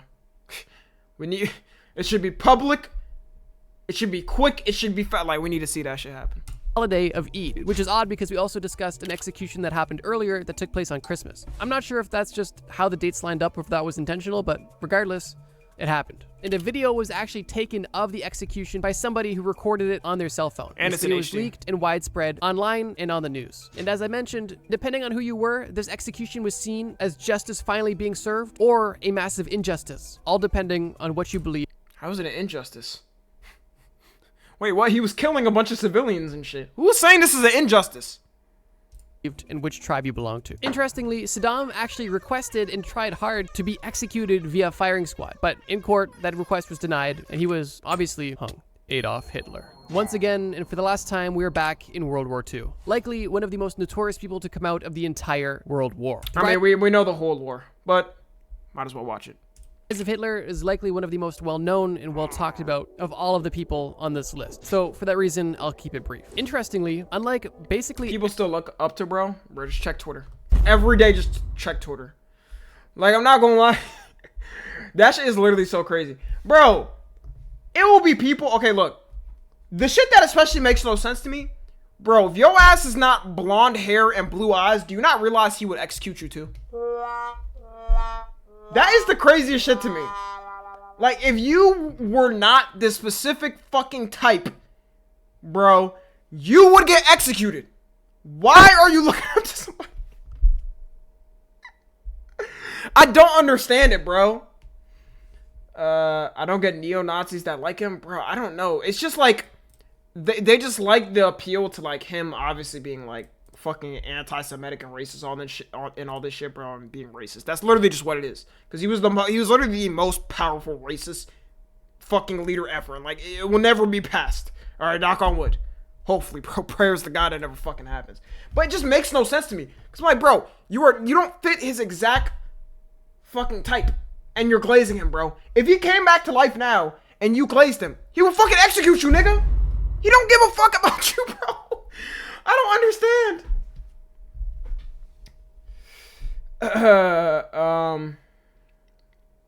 He's talking about the millions of people in the Middle East still love him. Not even in the middle. Like, okay, there's some people that will, because the Middle East has like leaders in the past that had connections to him.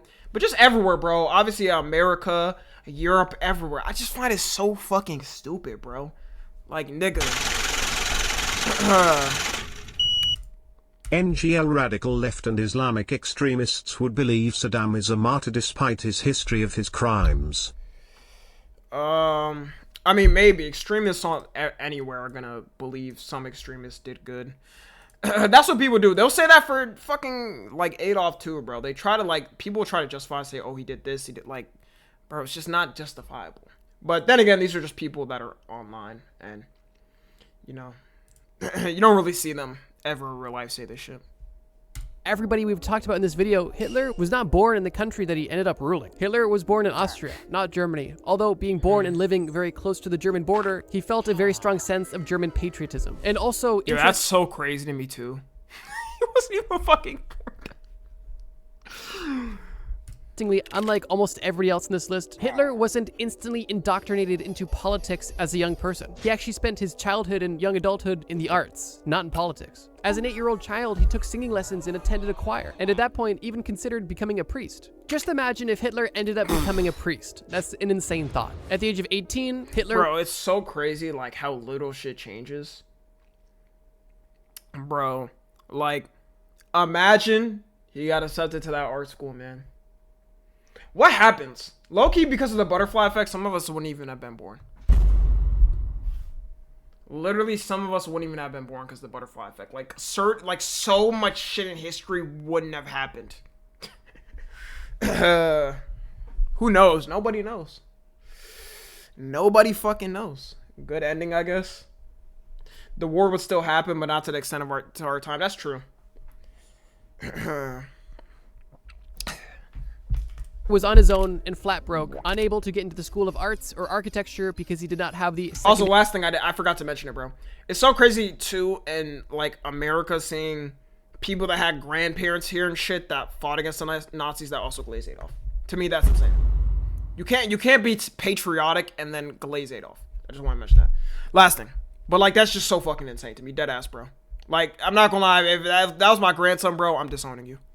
School credentials. And this is where we hear that, oh, if only he got accepted into art school. He was not accepted into a university for arts and architecture. And that's where things began to change. Because at the same time, in 1914, when he was rejected from school, the First World War broke out. Hitler enlisted, even though he was an Austrian citizen, he was able to fight with German forces, likely by accident, and following an injury that took place in the war, he returned home from the war in 1917. I can only assume that the hard upbringing that Hitler had, combined with the war, Hitler described his role in World War I as the greatest of all experiences. And I can only assume that this is really the first time he felt a sense of purpose in his relatively tumultuous life so far. And I don't think it would be inaccurate to say that this, in the following years, would really spark what Hitler would end up becoming. After World War I was over, Hitler was looking for job opportunities and was actually appointed as an intelligence agent to influence and infiltrate the German Workers' Party. This was Hitler's official introduction into politics. And it only took from 1919 to 1933 for Hitler to rise through the ranks and go from a newly appointed intelligence agent to becoming the official dictator with a totalitarian regime within Germany. Throughout this totalitarian control from 1933 to 1945, Hitler committed more war crimes and human rights violations than you could possibly imagine, with the most notable of which being the Holocaust. But in 1945, his reign of terror and genocide was coming to a close, which brings us to late April 1945 in a bunker in Berlin. Hitler got word that Soviet troops were not only approaching Berlin quickly, but surrounding Berlin, and he had no other option than to go underground. While underground, he still tried to command what he could, although... Was this actually like the bunker? Why have I never seen pictures of it?